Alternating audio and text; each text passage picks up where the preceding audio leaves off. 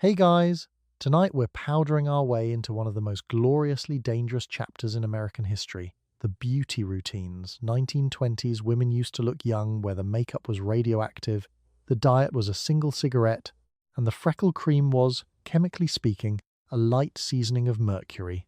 Not with potions from a witch. Not with anything bought in a back alley. No, with products you could pick up at a respectable department store, from a smiling woman at a glass counter, right next to the perfume. Thank you all so much for being here. If this channel is quietly helping you drift off at night, do me a small kindness and tap subscribe and leave a like on your way under. And down below, confess which of tonight's treatments you would have absolutely tried anyway. Be honest. The radium jar is very shiny, so get comfortable. Lights off, fan on, blanket hauled up over your shoulders, and please, just for tonight, keep your face at least a few feet away from anything that glows. Ever wondered how a woman got dressed for a party knowing her mascara ran on her own spit? Why the brightest scientific minds of the age decided the cure for wrinkles was to eat sunshine out of a bottle? How much of a paycheck it cost to sit under a machine that curled your hair and, now and then, gently set it on fire? What exactly was in the little jar that erased your freckles and also, quietly, your memory? Did anyone read the ingredients? Did the ingredients tell the truth? And who, exactly, looked at rat poison and thought, this belongs on a lady's upper lip? Congratulations, you just woke up in suburban America, 1926.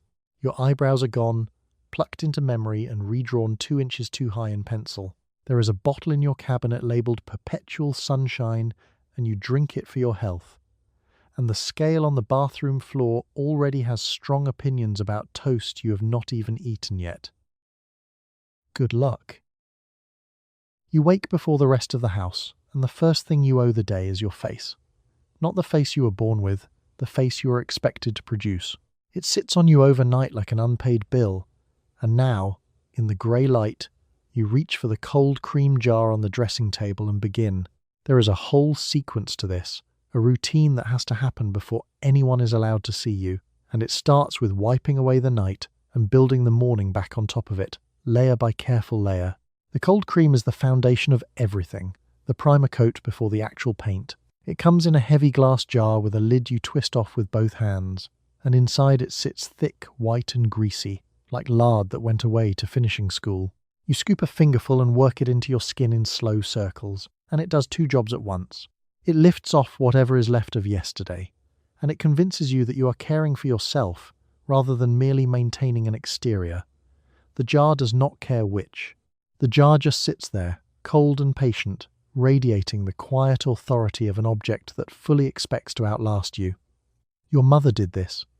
Her mother did some version of it, but your version has more steps because you live in the 1920s. And the 1920s have decided that a woman's face is a public utility that must be kept in working order at all hours. Down the hall, the house is still asleep. Your husband is a lump. The children are, mercifully, unconscious, tiny, ungrateful pharaohs who will shortly wake and demand to be fed by a mother who has already been up for an hour making herself presentable to them. This is the arrangement. You rise first, you assemble the face, and by the time anyone else opens their eyes, the illusion is running and nobody suspects the machinery underneath. Let's talk about what the routine actually asks of you. First, the cold cream, wiped away with a soft cloth. Then a tightening lotion, an astringent that smells of alcohol and makes your skin feel briefly, thrillingly younger, the way stepping into a cold wind does. Then the base, then the powder, then the colour. In that order, never out of order. Because getting dressed in the wrong sequence is the kind of mistake that shows. Each layer waits for the one before it to settle. You cannot rush a face. The face knows. Mrs. Ellison next door, a woman who has turned her own upkeep into something close to a religion, claims she can tell across a church pew exactly which step another woman skipped that morning. No rouge under the powder, she knows. Cream applied too fast, she knows. She sits 3 rows back with the serene, terrible confidence of a building inspector, and she is not often wrong. There is a smell to all of this, and it slowly becomes the smell of morning itself. Cold cream is nearly odourless but leaves a faint tallow note on the fingers. The astringent bites the back of the nose. The powder drifts up in a fine pale cloud and settles on the vanity, on the hairbrush, on the little framed photograph. so that everything you own is dusted very lightly in the idea of your own face. You breathe it in every day. You stopped noticing it years ago, the way you stop hearing a clock. By the time the light turns from grey to gold, you are finished. The jar goes back on the shelf. The cloth goes into the wash. Your real face is somewhere down underneath all of it, waiting quietly for midnight, when you will finally be allowed to take the other one off. Until then, you belong to the mirror. You always do. It was breakfast, and it was also a performance, and in the 1920s those were generally the same thing. You have freckles, and in 1924 that is treated as a small personal emergency. They arrived over the summer, a scatter across your nose and cheeks, and every magazine you own agrees they must go. So you keep a jar of freckle cream on the shelf beside the cold cream, and each night you work it into the spots and wait. The label promises a clear, even milk-white complexion.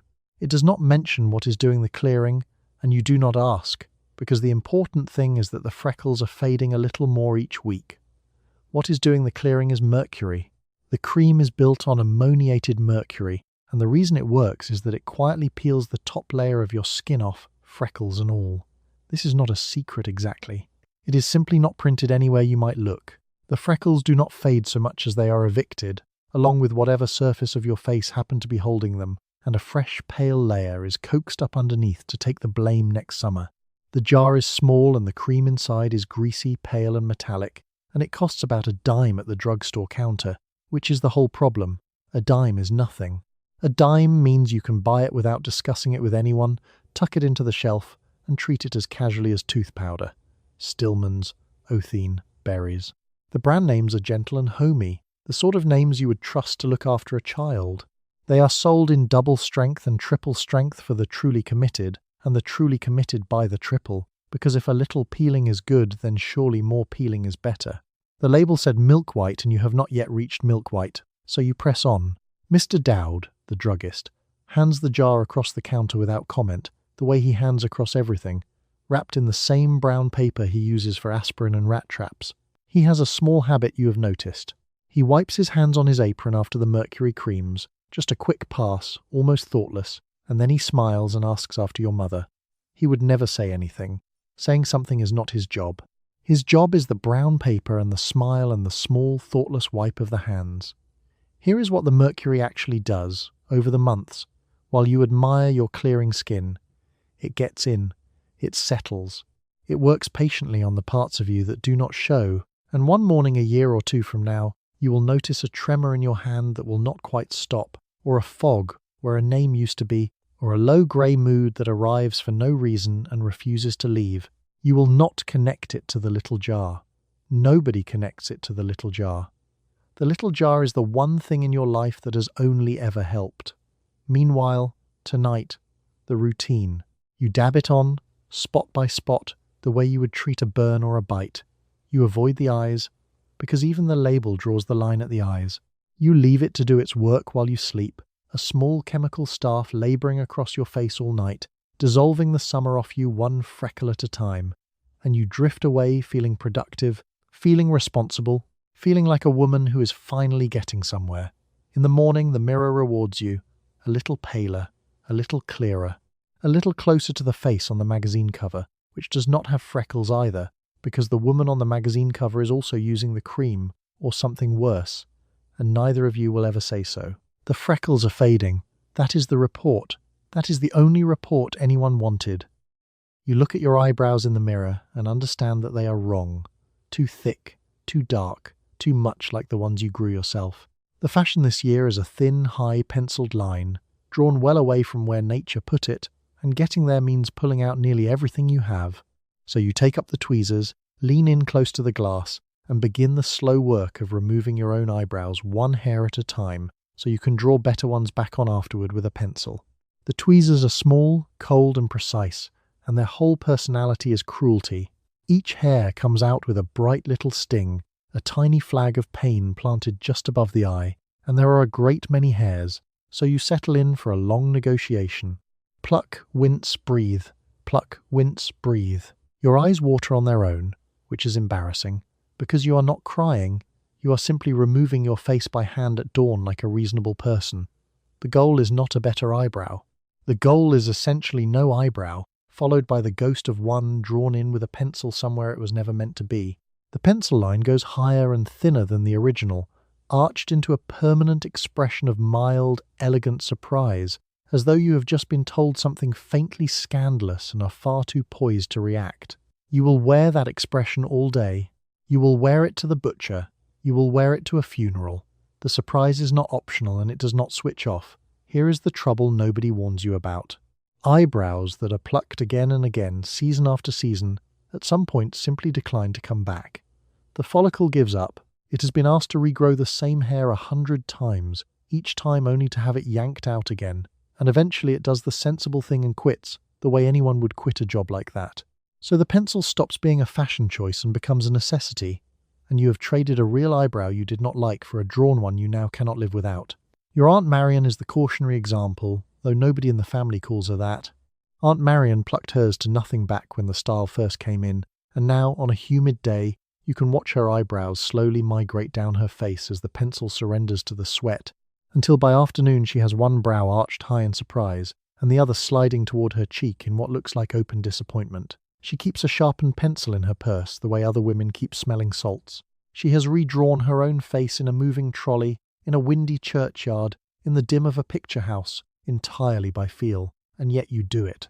You do it because the women you admire do it, the ones in the magazines and up on the flickering screen, and their brows are thin and high and flawless, and nobody mentions that theirs are drawn on too, freshly, by a professional, minutes before the photograph. You are competing against a face that does not exist, redrawn each morning by a stranger, and you are competing with a tweezers, a stub of wax, and a small mirror in the grey light. When you finish, you lean back and check the result. 2 thin lines, more or less level, arched into that fixed, genteel astonishment. It looks correct. It looks modern. It looks like the face is supposed to look this year. You have removed the eyebrows you were born with and installed a rumour of them slightly higher up, and you will do the whole thing again tomorrow, because the rumour washes off in the night, and the real ones, stubbornly, are still trying to grow back. You have a perfectly ordinary mouth, and your job this morning is to paint a smaller, sharper, more dramatic one on top of it. The look everyone wants is the Cupid's bow, a tight little pout with 2 crisp peaks, and the trick is that you draw it inside the edges of your actual lips, ignoring the corners entirely. You uncap the lipstick, brace your elbow on the table to keep your hand steady, and start sketching the mouth you are supposed to have over the one you were issued at birth. The lipstick itself is a small marvel, and you should not take it for granted. Only a few years ago, colour came in a little pot you dug at with a brush or a fingertip, a fussy business that kept a lady tethered to her dressing table. Now it lives in a slim metal tube that pushes up with your thumb, and that changes everything. The mouth has gone portable. You can carry it in a handbag, produce it at a table, repair it in the reflection of a spoon. Somebody looked at a stick of wax and quietly invented the ability to fix your face anywhere, which is a bigger idea than it sounds. Getting the bow right is a genuine skill, and yours comes and goes. On a good morning, the 2 peaks match and the whole thing sits crisp, sharp, and deliberate. On a bad morning, one peak drifts higher than the other, so you have a mouth that appears to be smirking at a joke you have not been told, and you wipe it off and start over, because a lopsided Cupid's bow is worse than no bow at all. It reads as a woman who tried and missed, which the era considers a moral failing rather than a shaky hand. The colour of the hour is red, and not a shy red. It is a deep, dramatic, almost theatrical red, the kind that looks alarming in daylight and correct under a lamp, because the whole flapper face is built for evening, for the dim and the glow and the low gold light of a supper club, not for the merciless honesty of a kitchen at noon. You are painting for a stage you may never actually stand on. Most nights the stage is your own parlour. You paint for it anyway. Your friend Dorothy has the steadiest hand of anyone you know, and watching her do it is a small performance in itself. She rests one little finger against her chin like a painter steadying against the canvas, tips her head a precise few degrees, and lays the 2 peaks down in one confident stroke each. Snap, snap, no hesitation, no repair. She learned it, she says, from studying a photograph of a screen actress until her eyes ached, tracing the shape in the air with her finger 100 times before she ever touched her own face. Dorothy does not miss. Dorothy has never once smirked by accident. And there is the reason for all of it, sitting up on the silver screen in the dark. The actresses have these mouths, these tiny sharp pouts under enormous ringed eyes, and their faces are the size of a house and lit like an altar, and a whole country of women is at home with a tube of wax trying to shrink their mouths down to match. You are copying a doll that a professional built, you know this. You do it regardless, one careful peek at a time. When it is right, you press your lips to a square of tissue, a small kiss that leaves a red ghost of the new mouth behind, and you tuck the tube back in your bag where it can travel. The mouth is set. It will not last the morning, of course. It will leave itself on the coffee cup and the cigarette and the cheek of anyone foolish enough to greet you, and you will draw it on again, and again, all day, chasing the pout that never quite stays put. You reach for the little cake of mascara, and before you can use it, you have to spit on it. That is simply how it works. The mascara comes as a dry black block in a tiny tin, and to turn it into something you can paint onto your lashes, you need moisture, and the moisture nearest to hand is your own. So you wet the brush against your tongue, drag it across the cake, and lean toward the mirror to darken your lashes, one careful stroke at a time, before the mixture dries out on you again. The block comes in a little tin the size of a coin, with a stiff bristle brush and, if you are lucky, a tiny mirror glued inside the lid. It cost about a dime, which puts it within reach of nearly everyone, and that is precisely why the whole country's lashes went dark at once. Beauty had been unbottled and handed down to ordinary women at drugstore prices, and the tongue was simply the delivery system nobody advertised. Here is the part you love, the origin story you heard once and never forgot. The whole thing began with a woman named Mabel who set her own face on fire, not on purpose. She was at the stove and the flame caught, and when it was over, her eyebrows and lashes were simply gone, singed off, leaving her staring at a bare, surprised reflection. So she did what a resourceful woman does. She mixed a little petroleum jelly with some coal dust and the ash of a burnt cork, smeared it back on where the hair used to be, and reinvented herself out of soot and grease at the kitchen table. Her brother watched her do it and saw not a sister in distress but a product, and he named the company after her. You are, in a real sense, painting your lashes every morning with Mabel's kitchen accident, refined and sold back to you in a tin. The application is a test of nerve. The brush is stiff, the mixture is thick, and your own hand is close enough to your open eye that a sneeze could end badly. You hold your breath. You pull your lashes up with the brush in short strokes, and if you have overloaded it, the lashes clump together into little black spikes, so you separate them again with the corner of the brush, or, if it has come to that, a straight pin held very steadily indeed. A straight pin. Near the eye. Before coffee. This is considered routine. Cake mascara has one great enemy, and it is any moisture that arrives after you are finished. Rain is a catastrophe. A hot, crowded room is a slow disaster. And tears, of course, are the end of everything, which is why a woman of this decade learns to cry with her chin lifted and her eyes wide, letting the wet run straight down without touching the lashes, weeping like a statue, so the mascara does not run down her cheeks in two long tragic stripes. You have practiced this. You would deny it, but you have. By noon the mixture has done what dry things do and begun to flake, a fine black dust settling into the creases beneath your eyes, so that the dramatic lashes of the morning become, by afternoon, a faint bruised smudge. You carry the tin for exactly this. You reload in a doorway or the reflection of a spoon, tongue to brush to cake, and step back out darkened and restored, having repaired your own eyes in public like a woman topping up a fountain pen. The tin travels everywhere with you and asks, at every stop, for a little more of the same. When you finish, the eyes are transformed, wide, dark and framed, the single most dramatic thing on the whole face. You cap the tin and slide it into your bag, spit and all, and carry it with you into the day. It is the most personal cosmetic you own. Nothing else you use requires quite so much of you, quite so literally. You are sitting at a restaurant table when you take out your compact and begin rouging your cheeks in full view of everyone. 10 years ago, this would have marked you as a certain kind of woman. Today it marks you as fashionable. The look calls for a bright circle of colour high on each cheek, applied and reapplied throughout the evening, and there is no longer any pretense that it grew there naturally. You snap the compact open, find the little disc of red, and begin patting it on between courses as if it were the most ordinary thing in the world. The openness is the entire point, and you have to understand how recent it is to feel how strange it is. Your grandmother wore colour too, plenty of it, but she wore it like a smuggler, applied in secret and denied in daylight. The whole game being to look effortlessly rosy and swear on the family Bible that you had touched nothing. That truce is over. You paint at the table now, elbow up, mirror out, in front of the waiter and your husband and the disapproving matron 2 tables down, and the painting itself has become part of the glamour. The compact is a prop. Producing it is a little scene you get to play.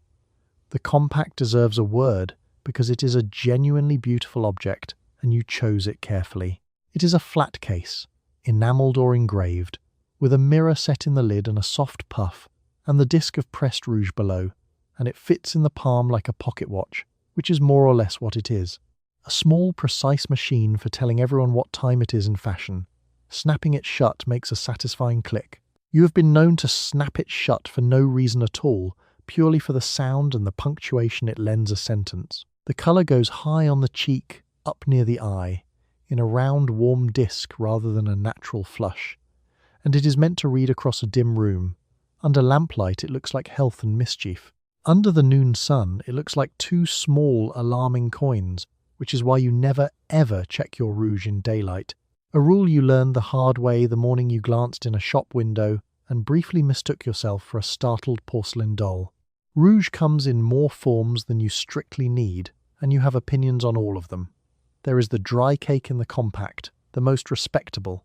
There is the little pot of red cream, richer and harder to control, a favourite of women who like to live dangerously. And there is liquid rouge, which is essentially a dye, and which stains the skin so thoroughly that a clumsy hand can walk around for 2 days looking permanently, feverishly delighted about nothing.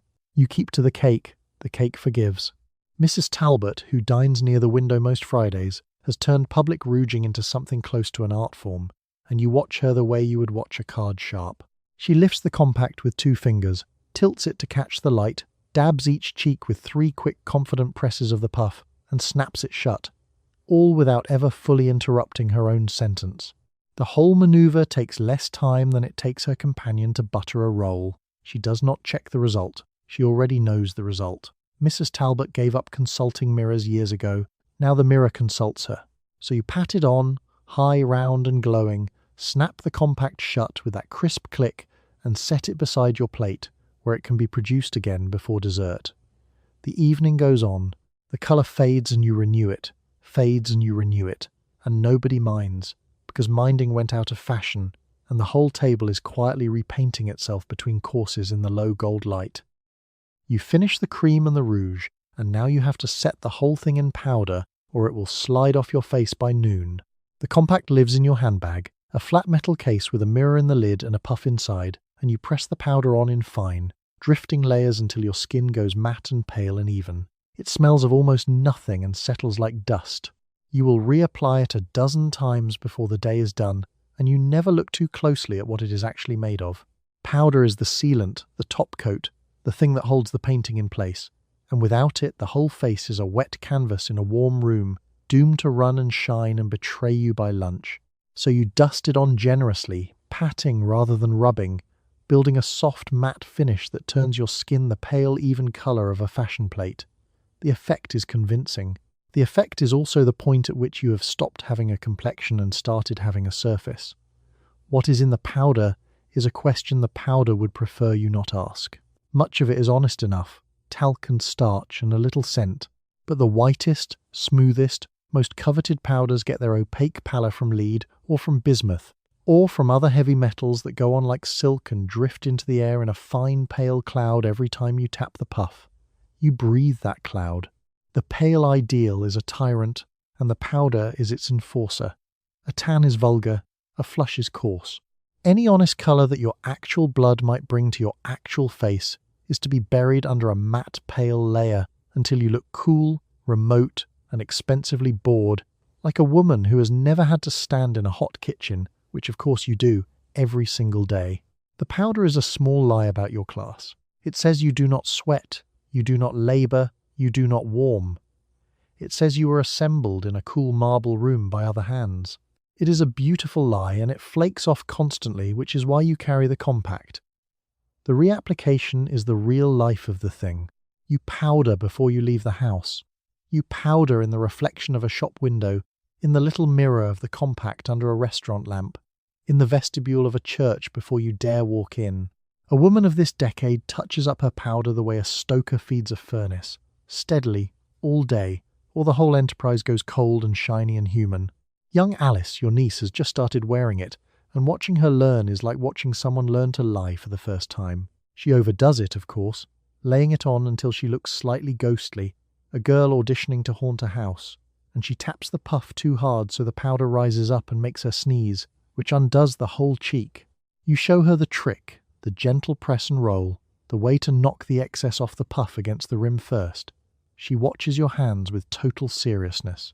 You are teaching her the family trade, which is the maintenance of an acceptable exterior, and neither of you names it that. By nightfall you have powdered so many times that the day has a fine pale film over it, on your collar, on your gloves, on the rim of every cup you touched. You will wipe the last of it off at the mirror before bed, and find your own warm, blotchy human face waiting underneath, patient as ever.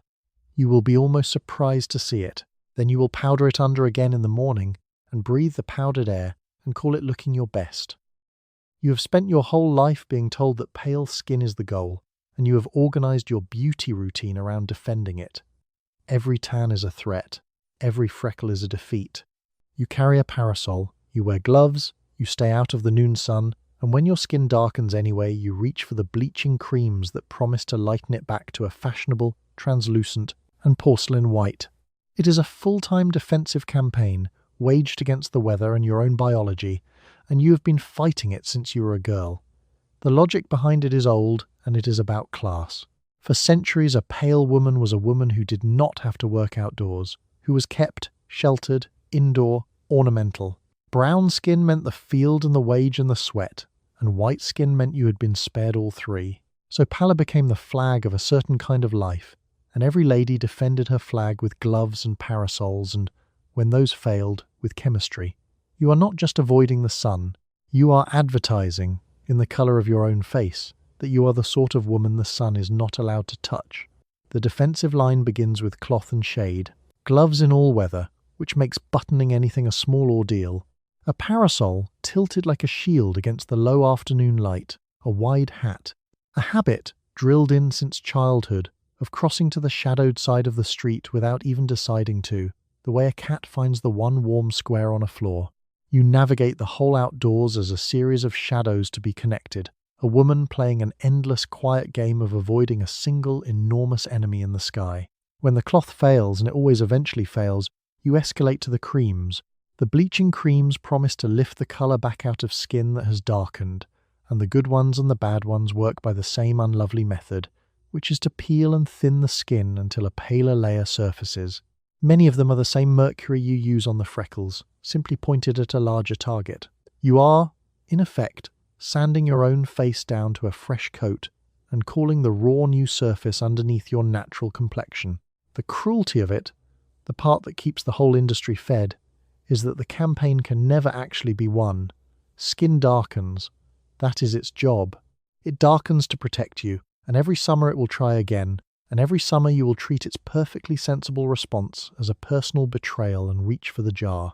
You are at war with a part of your own body that is, in fact, on your side, and you will lose this war a little every June for the rest of your life, and refight it every July.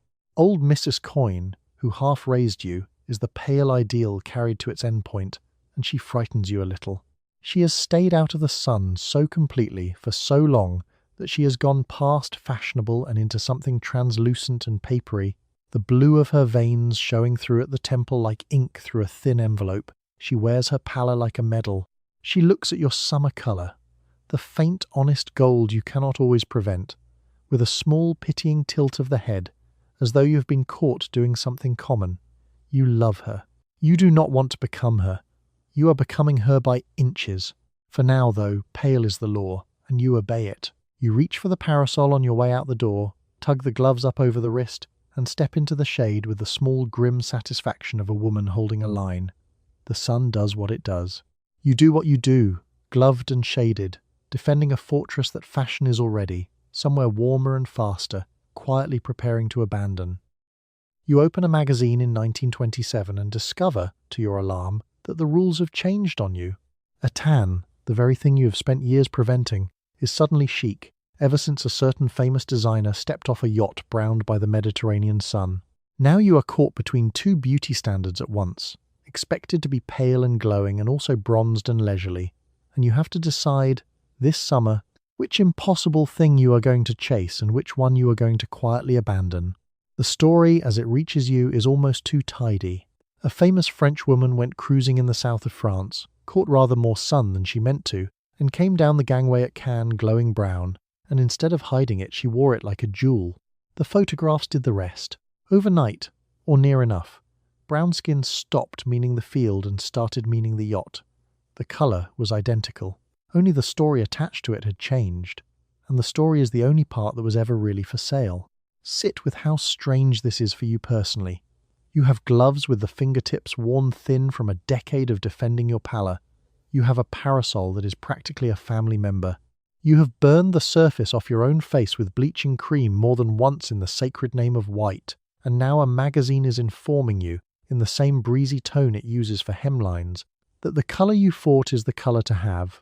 The trouble is that the old rule has not fully left the building while the new one moves in. Your mother still believes pale is the only decent option, and says so, loudly, at dinner. The older women at church still read a tan as evidence of a girl gone loose and outdoorsy in ways that invite comment. But the fast young crowd, the ones with the short hair and the loud motorcars, are lying out on purpose now, courting the very colour their grandmothers medicated away. You are standing exactly on the seam between two eras, and whichever way you dress your skin, half the room will find you dated and the other half will find you fast. So you try to have it both ways, which is the truly modern solution, and it does not go well. You let yourself catch a little sun at the shore, cautiously, like a woman dipping one toe into a scandal.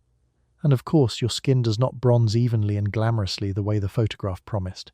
It reddens, it freckles, it goes blotchy across the nose and peels in unlovely little curls a week later, so that you achieve neither the pale ideal nor the bronze one, but a third thing entirely, a sort of patchy, flaking, and peeling state that no magazine has ever recommended. Your cousin Vivian, who reads the fashion pages the way a general reads maps, has committed fully to the tan and lies out in her yard on a blanket with a determined expression, turning herself at intervals like something on a spit. She has appointed herself the household authority on the new order and lectures you on it at length, browning steadily, insisting the whole thing is effortless and natural, even as she times her own turning by the church bells. Vivian does not do anything effortlessly. Vivian works harder at looking leisurely than most people work at their jobs. You close the magazine. You look at your own arm in the window light, its cautious, uneven half-colour, neither one thing nor the other, and you decide, for this summer at least, to let it be whatever it wants. It is a small mutiny, and it will not last. Next month there will be a new photograph and a new rule. But for one afternoon you set the parasol down in the hall and go out bareheaded into the plain ordinary sun, and it feels absurdly like getting away with something. You want a permanent wave, and the first thing you learn is what it will cost you. Not just the money, though the money is staggering, the appointment can run higher than a month of groceries. It is the time. You will surrender the better part of a day, tethered to a machine, and you book it weeks ahead because everyone else in town wants the same curls you do. You make the appointment at the salon counter, hand over the deposit, and try not to think too hard about the machine that is waiting for you. Understand the scale of what you are agreeing to. This is not a haircut. A haircut is an errand. This is closer to a medical procedure or a religious observance or a minor sea voyage, an event you plan your week around and warn the household about in advance. The waves it produces will last for months, which is the whole promise of the word permanent, and the price you pay for months of curl is a single day of sitting very still and hoping. Miss Faraday keeps the appointment book, and the appointment book is the most powerful object in town. She runs a manicured finger down the columns, murmuring, while you stand at the counter trying to look like a woman who is not begging. There is nothing until the week after next. There is a cancellation on Thursday if you can take the whole morning.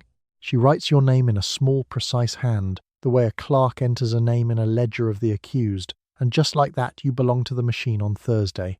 The money genuinely frightens you, and you do the arithmetic more than once to be sure.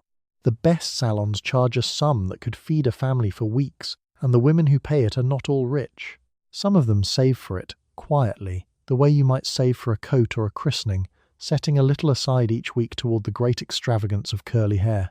You tell your husband the figure and watch his face do something complicated, and then you tell him everyone is doing it, which is both true and beside the point. Word of the machine reaches you before you ever see it, passed along in the low, confidential tone reserved for things that are half glamour and half warning. It is enormous, heated, and hungry, they say. It hangs over you. It gets very hot. Someone always knows someone whose scalp was burned, or whose hair broke off in the operator's hand, or who sat frozen for hours, certain she was about to be electrocuted for the crime of wanting to look like the girls in the pictures. You listen to all of it. You keep the appointment anyway. Your friend Ruth, who has already survived the process, shows you her curls with the weary pride of a soldier displaying a scar. Worth it, she says, patting the waves, though she also mentions lightly that she could not turn her head for a day and that the smell got into her good coat. She recommends eating a large breakfast beforehand, wearing something you do not mind sweating in, and making peace with your God on the way over. Ruth is joking. Ruth is also completely serious. Both of these are true at once, which is how you know it is a real beauty treatment. So you go home with Thursday circled on the calendar and a small cold weight settled in your stomach. You lay out the plain dress you will wear. You arrange for a neighbour to mind the children. You catch yourself, more than once, reaching up to touch your own straight, ordinary hair, the hair you were born with, as though saying a small early goodbye to it. Thursday is coming. The machine is patient. It has all the time in the world, and on Thursday, for a great deal of money, so will you. You are sitting in the chair now, and above your head hangs the apparatus that is going to give you curls. Your hair has been wound, section by section, onto heavy metal rods, and each rod is clamped to a heater that dangles from the machine on its own cord. When they switch it on, the heat comes down onto your scalp, and you are told to sit perfectly still. Moving is dangerous. So you stay frozen in the chair for hours, breathing the smell of your own hair, waiting for the whole thing to be over. The machine, seen up close, is a genuine astonishment, and not the comforting kind. A ring of them hangs from above, a dozen or more heavy-heated clamps on cords, so that the whole contraption looms over your head like a chandelier that has developed intentions and could rent itself out as a minor electric chair.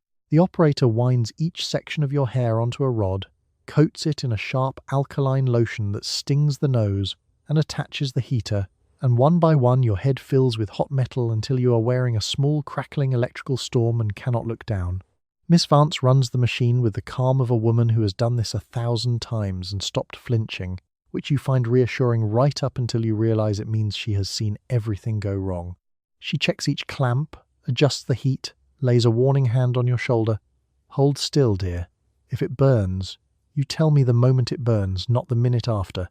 The moment. She says this kindly, the way a lifeguard points out where the drowning usually happens. Then the heat comes, and there is nothing to do but sit inside it.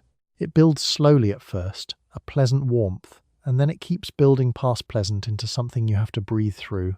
Your scalp cooks gently under a dozen little suns. The lotion steams, and the smell arrives, the unmistakable smell of your own hair being heated to the edge of scorching, sweet, acrid, and deeply personal. A smell no one ever forgets, and no one ever describes to a first-timer, because describing it would empty the salon. You cannot move, and so you become terribly aware of everything you cannot do. You cannot scratch your nose. You cannot turn to see the clock. You cannot flinch when a bead of hot lotion decides to travel toward your ear, because flinching drags a live, heated rod against your neck, and so you simply feel it coming and hold your whole body still and negotiate privately with a drop of lotion, like a hostage staying calm. Hours pass this way. You forget what your arms are for. The danger is not imaginary, and everyone in the room knows it. Scalps do burn. Hair does snap off at the root and come away wound around the rod, so that a woman pays a fortune and a full day to leave with less hair than she arrived with. And every so often, in some salon in some town, the electrical part of a large electrical machine strapped to a wet human head does exactly what you would fear, and word of it travels, and yet the chairs stay full. This is what you have decided a curl is worth. You decided it weeks ago at the counter. It is far too late now to reconsider, wired as you are to the ceiling. At last Miss Vance begins to unwind you. The heat has come off, The rods come out, and your hair falls loose in tight, hot coils that will relax over the next day into the soft, deep waves you paid for. You stand up on legs that have forgotten standing, your neck is stiff, your good sense is somewhere on the floor, but you catch your reflection, and there they are, the waves, glossy and modern, and yours for months, and against every argument your own body just made, you find that you are already thinking about when you can afford to do it again. You are thinking about cutting your hair short, and you already know it is not a small decision. The bob is the haircut of the decade, and it has also gotten women fired from their jobs, denounced from pulpits, and, in a few cases, divorced. Your mother will have opinions, your husband will have opinions, strangers on the street will have opinions. But you keep looking at the women who have already done it, with their light, swinging, jaw-length hair, and you keep coming back to the barber's chair in your mind. You have to understand what your hair has meant, up to now, to feel the size of the scissors. Long hair has been the whole point of a woman for as long as anyone can remember. Her crown, her modesty, her patience made visible, an hour of brushing and pinning a day that announces she is the sort of woman who has an hour to brush and pin. To cut it off is not just to change a style, it is to hand back a symbol, publicly, with a smile, and let it fall on the floor of a barber shop and be swept out with the rest of the day's clippings. And it is a barber shop, which is half the scandal. There is no ladies' establishment for this yet, so a respectable woman must walk into a barber shop, a place of men and cigars and lathered chins, sit in the chair still warm from some banker's neck, and ask a man who has never cut a woman's hair in his life to remove most of hers. The men look up from their newspapers. You lift your chin and pretend this is ordinary, because pretending things are ordinary is the great skill of the decade. Mr. Pike, the barber, is not sure he approves and not sure he cares, which is the correct professional posture. He drapes the cloth, lifts the long tail of your hair in one hand, weighs it a moment like a man judging a fish, and asks, once, if you are certain. You are not certain. You say yes. The scissors close, and there is a sound you will remember all your life, a soft, heavy crunch, and the weight that has hung down your back since childhood is suddenly gone, and your head feels light enough to float off your neck. The fallout is real, and it arrives on schedule. Your mother cries, actually cries, as though you have done something to the family rather than to your own head. A minister somewhere reads a verse about a woman's hair being her glory and lets the congregation draw the obvious conclusion about girls these days. And there are, genuinely, women being let go from shops and offices for it, employers deciding that a bobbed girl is a farce girl, and a farce girl is bad for business. Your friend Estelle bobbed hers a year ago and has been unbearable about it ever since, in the specific way of the early adopter. She tells you it changed her life. She tells you she can wash and dry it in the time it used to take just to find the pins. She swings it, on purpose, when she makes a point, a little exclamation mark of freedom, and she watches your remaining long hair with the fond pity of a woman looking at a horse and buggy. Estelle is insufferable. Estelle is also, infuriatingly, having a wonderful time. So you walk out of the barber shop into the bright streetlighter by a pound and a childhood, and the wind does something it has never been allowed to do, which is touch the back of your neck. You keep reaching up to feel the blunt, clean edge of it, half certain you have made a terrible mistake, half certain you have just been let out of something. The hair is on the floor behind you. There is no gluing it back. You catch your reflection in a passing window, this light, modern, and unfamiliar stranger, and you decide, against your mother and the minister and the ceiling-studying banker, that you like her. You cannot afford the salon every week, so you learn to wave your hair yourself at home with a pair of iron tongs heated on the kitchen stove. There is no thermostat, no dial, no way to know the temperature except by experience and nerve. You heat the irons over the flame, test them against a scrap of paper or the back of your hand, and then clamp them onto sections of your own hair to press the waves in. Get it wrong and you scorch the hair or burn the neck. You do this in front of a small mirror most mornings. The irons themselves are simple and merciless, 2 metal jaws on a handle, the same tool your grandmother used, unchanged because it did not need improving, only surviving. You lay them across the stove burner and wait, and the whole business turns on the one question the tool refuses to answer, which is how hot is too hot. There is no light, no beep, no helpful little warning. There is only the iron, heating in silence, keeping its temperature entirely to itself like a cat that knows something. So you test. The proper way is a scrap of paper, held in the jaws. If it browns, the iron is too hot. If it scorches, far too hot, and if it bursts into a small, cheerful flame, you have very nearly ironed your hair off your skull. The improper way, the one you actually use when you are in a hurry, is the back of your own hand. A quick tap, a wince, a judgment. You have a small permanent map of these judgments on your knuckles, faint pale marks where the reading came back wrong. Your sister Edith is the true artist of the stove iron, and you have watched her since you were girls. She heats 2 pairs at once, so one is always ready, and she works fast and blind at the back of her own head, winding a section, clamping, counting under her breath, releasing. The whole thing, a kind of dance performed with hot metal an inch from her ear.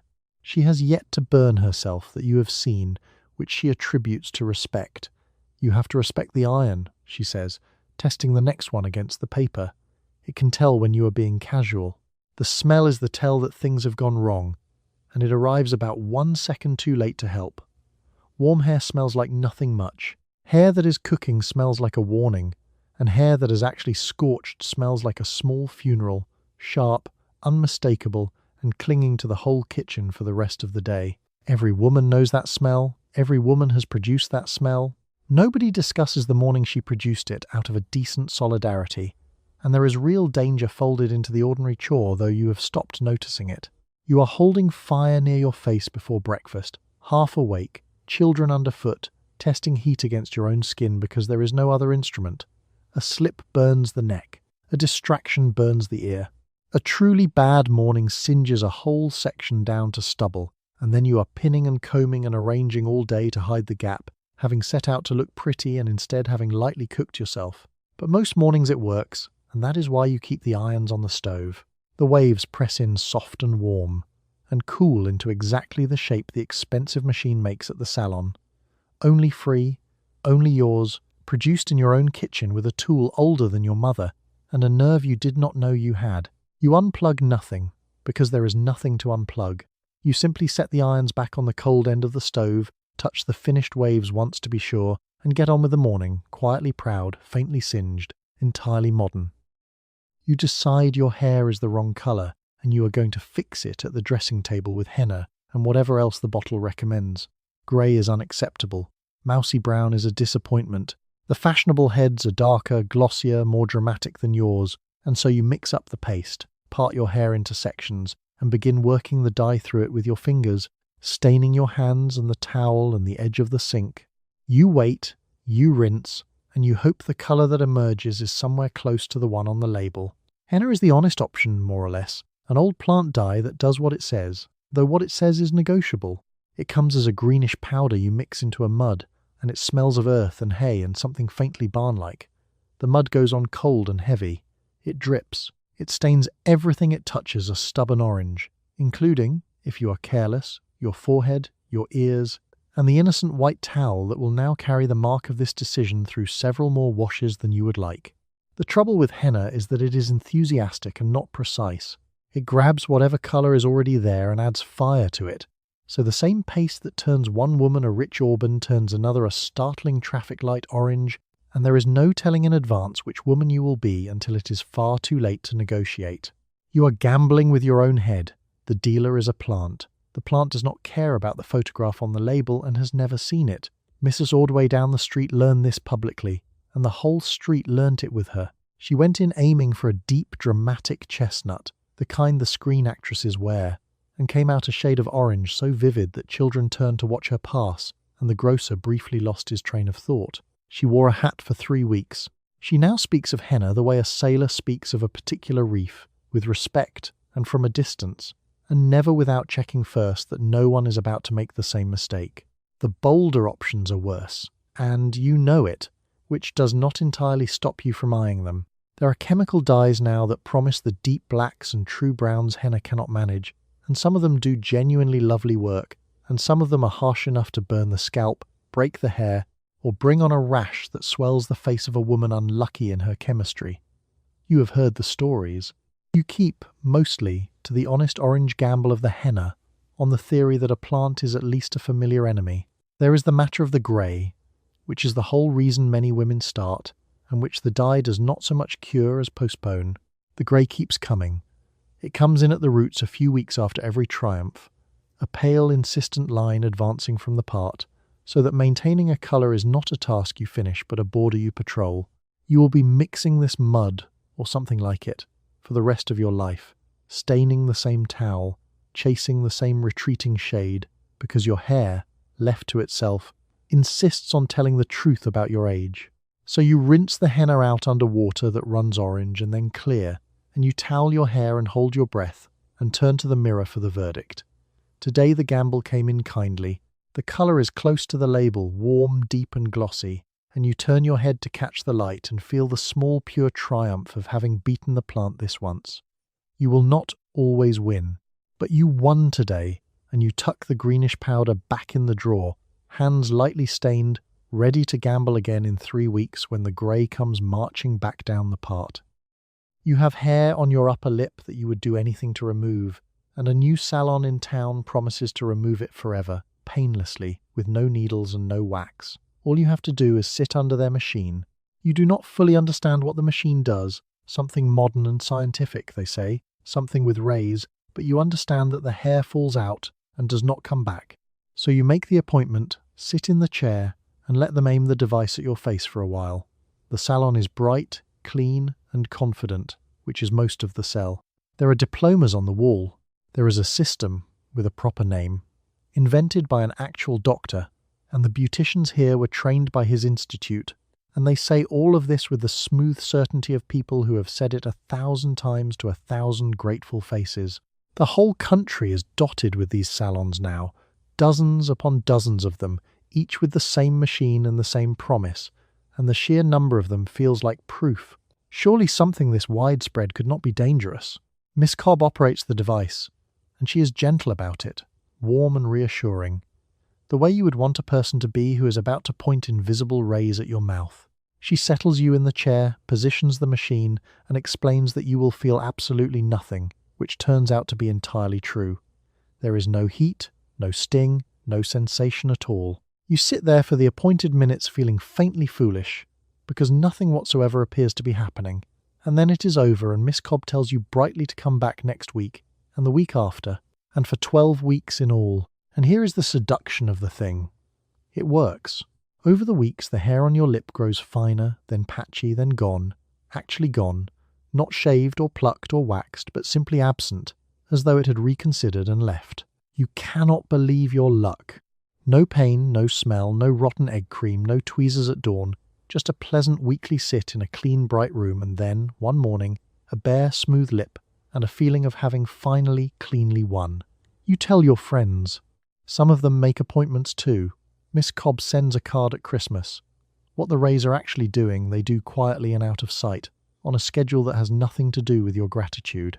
The dose adds up, week over week, deep in the skin, and it does not present its bill for years. The face that is smooth and hairless now will, in time, grow dry, then thin, then oddly wrinkled and slack in a way that does not match your age, and later still, for some women, worse than that, a sore that will not close, a growth that has to be cut away by a surgeon, a face that must be partly rebuilt. Some of the women in these bright, clean chairs will not survive what the pleasant weekly sit set in motion. The machine says none of this. The machine says come back Thursday. Eventually the doctors will catch up to it.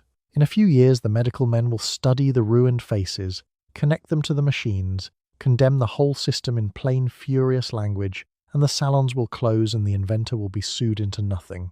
But that reckoning is years away, and you do not live in it. You live in this bright room, on this Thursday, tilting your chin up for Miss Cobb, watching the hair vanish week by painless week, thanking her sincerely, and going home smooth and delighted with the modern miracle that is patiently, invisibly, taking something from you that you will not miss until it is far too late. You have another way to deal with unwanted hair, and it lives in a jar under the sink and smells like something crawled in and died. The depilatory cream promises to dissolve the hair right off your skin, and it more or less does, but the process involves a chemical reek so strong you have to open a window and hold your breath. You spread the paste on, wait the recommended minutes while your eyes water, and then wipe it away along with the hair, trying not to think about what it would do to you if you left it on too long. The smell is the first thing and the worst thing, and no advertisement has ever once mentioned it. It is a warm, sulphurous and rotten egg smell, the smell of a chemistry lesson gone wrong, and it announces to the entire household exactly what you are doing behind the closed bathroom door. There is no disguising it. Your husband knows, the children know. The smell seeps under the door and down the hall and colonizes the whole floor, so that removing the hair from your legs becomes, unavoidably, a family event held in your honor and against everyone's wishes. What the paste actually does is a small controlled act of destruction. It is built to break hair down, to dissolve the protein until the hair simply melts at the surface and can be wiped away, and the reason it works on your hair is that your hair and your skin are made of frighteningly similar stuff. The cream is not clever enough to tell them apart. It is merely slower with the skin than with the hair, and the whole trick of using it safely is timing, is wiping it off in that narrow window after it has eaten the hair and before it starts, in earnest, on you. The timing is everything, and the timing does not forgive. Leave the paste a minute past its work and it turns on you, the same chemistry that dissolved the hair beginning, with no change in manner at all, to dissolve you, so that a woman distracted by a pot boiling over rinses off not just the hair but a raw pink stripe of her own shin. So you stand guard over your own legs with one eye on the clock. You do not answer the door. The door can wait. Your legs cannot, and the paste keeps no appointment but its own. The truly dangerous versions are the ones that promise something the honest paste cannot, which is hair that never comes back. Those creams reach for stronger stuff, and some of them reach all the way into genuine poison, into ingredients better suited to killing rats than grooming a lady, some of them illegal in several countries and still sold 3 streets over, and they do stop the hair permanently, in the way that poisoning the whole body tends to stop a great many things at once. You have heard whispers of women ruined by the miracle ones. You keep to the honest reeking paste that only threatens your skin, and count yourself sensible. So you finish, and wipe, and rinse again, and open the window as wide as it will go, and the smooth, bare result is genuinely worth having. If you can get the smell out of the towels and the memory, your skin is soft. The hair is gone, cleanly, painlessly, no blade and no burn. It is the cheapest smooth skin in the house, paid for in one bad smell and a small daily gamble with the clock. You gather the jar and screw the lid down tight and banish it back under the sink where its smell can plot in private until next time. And you go out to face a family that will, wisely, not say a single word about the last 20 minutes. You have heard that radium is the most modern thing in the world, and now it is in a jar on your nightstand, promising to make your face glow with youth. The advertisements call it scientific. They say the energy of the element wakes up your skin, smooths the lines, brightens the complexion from within. You do not know what radium actually is, only that it is expensive and glamorous and associated with brilliant scientists, and so each night you smooth it onto your face and go to bed believing you are doing something advanced.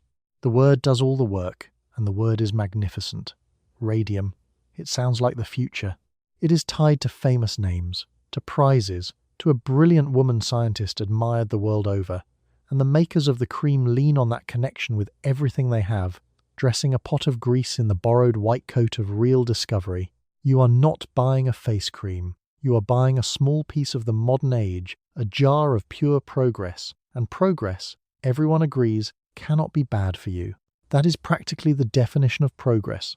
The logic of it is so simple that you never quite examine it. Radium glows. A glow looks like health, like vitality, like a lit window in a dark house. Therefore, a cream that puts a little radium against your skin should, by the plain arithmetic of the thing, make your face glow with the same youthful light. Nobody in the advertisement pauses to ask why you would want your face to do what the numbers on a watch dial do in the dark. The question does not occur to them, and it does not occur to you, because the word radium has already answered every question before it was asked. Miss Renshaw sells it at the counter, and she handles the little jar with a reverence that is half salesmanship and half something closer to awe. She lowers her voice when she names the ingredient, the way you might name royalty, and she tells you that the finest women, the most modern women, the women who truly understand science, have all gone over to it. She dabs a touch on the back of your hand so you can feel how fine it is. You cannot feel anything at all, which she assures you is the energy, working silently, too advanced for the skin to register. What the cream is actually doing night after night is pressing a genuinely radioactive substance against the thinnest skin on your body and leaving it there while you sleep. It does not glow visibly on your face. It does its work in the dark in the cells, invisibly and permanently, and it asks nothing of you and gives no sign, which is precisely why you trust it. A cream that stung would frighten you. A cream that did nothing you could feel, sold under the most brilliant word of the age, feels not like a risk but like a privilege you are lucky to afford. And the terrible elegance of it is that the era's very faith in science is the thing being used against you. You have been taught, correctly, that science is bringing wonders, electric light, motor cars, and medicines. And so when a jar arrives wearing the costume of science, you extend it the same trust. Unable to tell the real discovery from the grease with a famous word painted on the lid, the counterfeit looks exactly like the miracle. That is the whole business model. Wear the white coat, borrow the famous name, and a frightened woman will pay a fortune to rub the future into her own face. So you keep the jar on the nightstand, where it sits looking expensive and important, and each night you perform the small modern sacrament of smoothing progress into your skin. You feel nothing, which reassures you. You see no harm, which reassures you more. You drift off certain you are ahead of your time, tended by science, glowing quietly from within, and in one narrow chemical sense, at least, you are absolutely right about the glowing. You keep a small bottle of radium tonic in the cabinet, and you drink a dose of it the way you might take a vitamin. The label calls it perpetual sunshine. It promises energy, vigor, a radiance that comes from the inside and shows up in your skin and your step. It is genuine radium dissolved in water, though you think of it as medicine, as a treat, as a modern woman's little secret. So you pour the small dose, drink it down, and wait to feel the sunshine work its way through you. If the cream was mad, the tonic is madder, because the cream at least stayed on the outside. This you drink. You take the future straight down the throat, into the blood, into the bone, on the theory that if a little radium against the skin is good, then a little radium sent all the way in must be better, must be the deluxe version, the treatment for women who are truly serious about their glow. The bottle is small and the dose is small and the price is not small at all, which only confirms that it must be doing something worth the money. The promise is beautiful and total. Perpetual sunshine, it says, right there on the label, and who would not want that? A private inner sun that never sets, warming you from the marrow out, keeping your skin bright and your step light and your whole self lit up against the ordinary grey of getting older. It is, in the plainest terms, a Red Bull that quietly decommissions your skeleton. Back east, they say. There is a rich man who swears by it, who drinks it by the case, a famous sportsman and man about town who credits the tonic for his vigour. His endorsement is worth a great deal. If a man like that, with all his money and all his doctors, pours it down by the caseload, then surely you, with your careful single dose, are being almost timid. You have sometimes thought you should take more. The rich man back east takes more. The rich man back east glows. Ask again in 5 years. What the tonic is doing, quietly, is settling into the bones, where the body mistakes it for something it can use and files it away for keeping, and where it stays, and works, and does not leave. The harm here is not on the surface, and it is not delayed by a mere few years. It goes to the deepest part of you, and it is patient beyond imagining. And by the time it announces itself, the damage is total, and there is no undoing it. The rich man back east, in a very few years, will lose his jaw to this, piece by piece, and then his life. The label will not be updated. The label still says, sunshine. And you cannot see any of it coming, which is the whole cruelty, because there is nothing to see. The tonic is clear, tasteless, and odourless. It has no sting, no warning, no sign at all. It looks exactly like water, and it is sold as health, and it is endorsed by the vigorous and the rich. And every single thing about the experience of drinking it tells you that you are treating yourself kindly.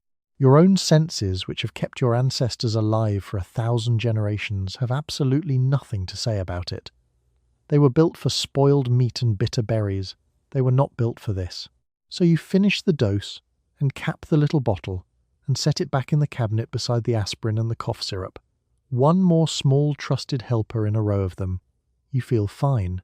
You feel, if anything, faintly virtuous, a woman taking good modern care of herself. The inner sun does not rise, because it was never a sun, but you believe in it completely, and you will pour tomorrow's dose without a flicker of doubt, drinking the light, drinking the future, drinking the one thing in the cabinet that is genuinely, quietly, doing you harm. You keep a bathroom scale on the floor now, a fairly new thing to own, and you step onto it every single morning. The number it gives you sets the tone for your whole day. The fashionable silhouette this decade is straight and slim and boyish, with no soft curves to speak of, and the scale is how you measure your progress toward it. So you strip down, step on, watch the needle settle, and let a small machine on the bathroom floor tell you whether you have succeeded or failed at being a woman today. The scale is new to the home, and its newness is the whole trouble.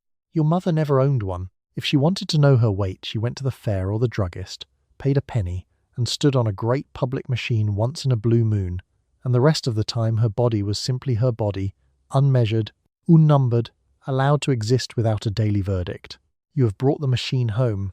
You have installed the judge in your own bathroom, on call every morning free of charge, and you cannot now stop consulting it. The fashion is what makes the number matter, and the fashion has turned cruel. The dress of the hour hangs straight down like a curtain, flat and boyish, designed for a body with no hips and no bust and no soft parts to interrupt the line, which is to say, designed for the body of a girl of 14 or a coat rack. You are a grown woman. You have the shape of a grown woman, and every morning the straight little dresses and the small round needle agree, politely, that this is a problem to be corrected. So the needle rules the day. Down a pound and the morning is bright, the coffee tastes better, you forgive the children their noise. Up a pound, and a small cold cloud follows you from room to room, and you eat less at lunch to appease it, and you catch yourself doing sums about dinner before breakfast is even cleared. A machine precisely the size of a book, sitting on the floor, has quietly appointed itself the author of your moods, and you let it, because everyone you know has let their own. It is like a performance review every single morning, run by a manager who reads none of your work and is never in a good mood. Your friend Hazel weighs herself 3 times a day and reports the results like war news, grave and detailed, tracking every ounce as it advances and retreats. She has learned the machine's moods, she says, the way it reads heavier after supper and kinder before, and she plans her weighings for the flattering hours, the way a portrait sitter chooses the flattering light. Hazel is not measuring her body anymore. Hazel is managing her relationship with a small, cold and unfeeling object, and losing. There is a quiet violence in it that no one names, in taking a whole soft living human person and reducing her, each dawn, to a single number that is either good or bad. The number cannot tell you that you slept badly, that you were kind yesterday, that you laughed until your sides hurt, that you are strong enough to carry a sleeping child up a full flight of stairs without waking her. The number knows one thing. It says that one thing every morning in the same flat voice, and you have agreed somehow to let that one thing be the first news you receive about yourself each day. So you step off and read the verdict and let it set the weather. Some mornings you step on twice, hoping the needle misspoke, adjusting your feet, breathing out, as though the right posture might negotiate an ounce. It never does. The machine is not open to discussion. You put your clothes back on over the same body you had a moment ago, now labelled and sentenced, and go down to make breakfast for a family who love you at every possible weight and have never once thought to check. You count your food now because a doctor wrote a best-selling book that taught the whole country to do it. Every bite now has a number attached, and your job is to keep the day's numbers below a line. You carry the arithmetic in your head through every meal, the toast, the coffee, the thing you wanted and did not have, adding and subtracting as you go. Eating has become a math problem you are always in danger of failing, and you do the sums at the table, silently, over a plate you are trying to make last. The book is the thing that changed everything, and it was written by a woman doctor, which lent it authority and a certain sisterly firmness. She took an idea from the science of heat and machines, the calorie, a plain little unit of energy, and she taught ordinary women to see their food as fuel measured in these units, to be counted and rationed like coal into a furnace.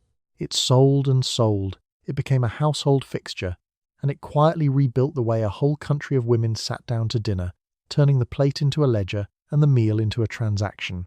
Before this, food was food. It was bread, butter, and whatever was in season, eaten until you were full, and hunger was the only accountant anyone consulted. Now hunger has been demoted.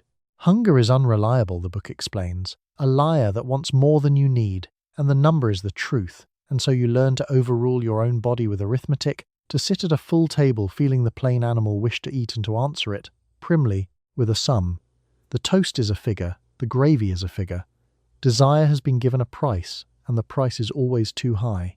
You keep the running total in your head all day like a second heartbeat. So many for the coffee, so many for the roll. And now there is a margin left for supper, a narrow allowance you guard and calculate and occasionally blow entirely on a single reckless slice of cake, after which you spend the evening in a fog of guilt as though you had gambled the rent. Nobody at the table knows you are doing this. You pass the potatoes, you make conversation, and behind your calm face a small tired clerk adds and subtracts without rest. Your friend Louise has the numbers memorized down to the almond and recites them freely, unasked, over every meal you share, informing you of the cost of your own lunch as you lift it toward your mouth. She means to be helpful. She is, in practice, a talking ledger with a hat on, and dining with her is like eating in front of an auditor.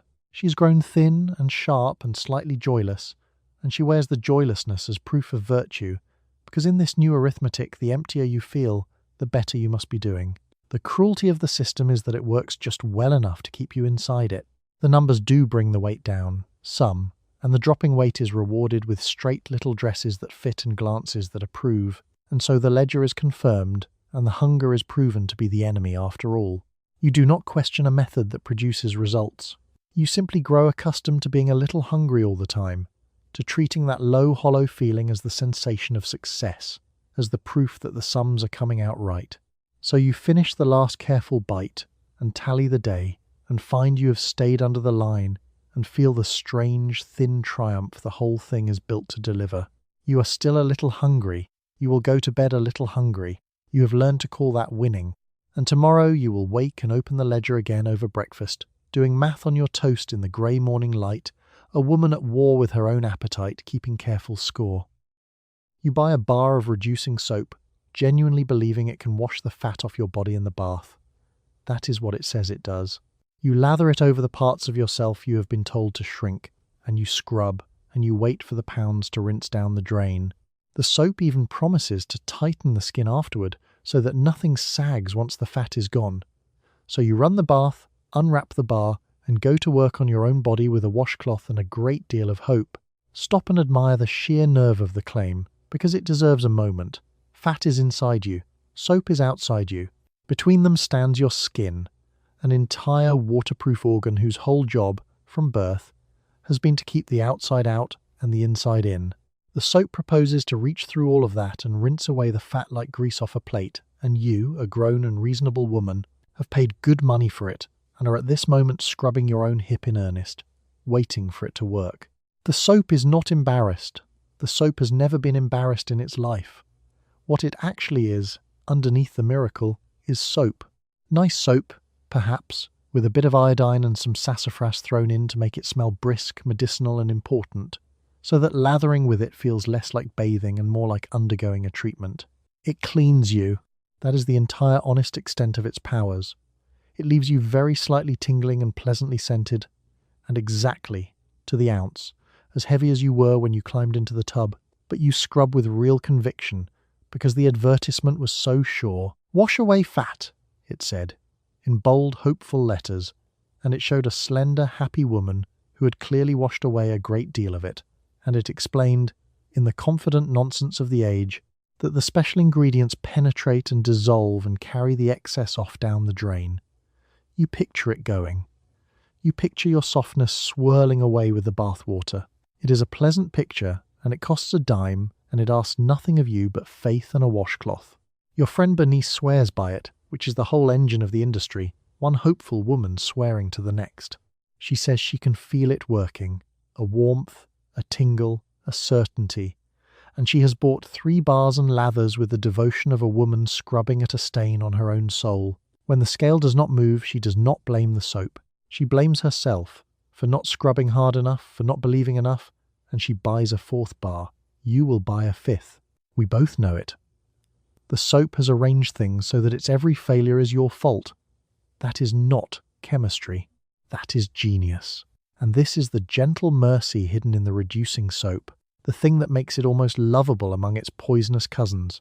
It cannot possibly work, but it also cannot possibly hurt you. It is a lie, but it is a kind lie.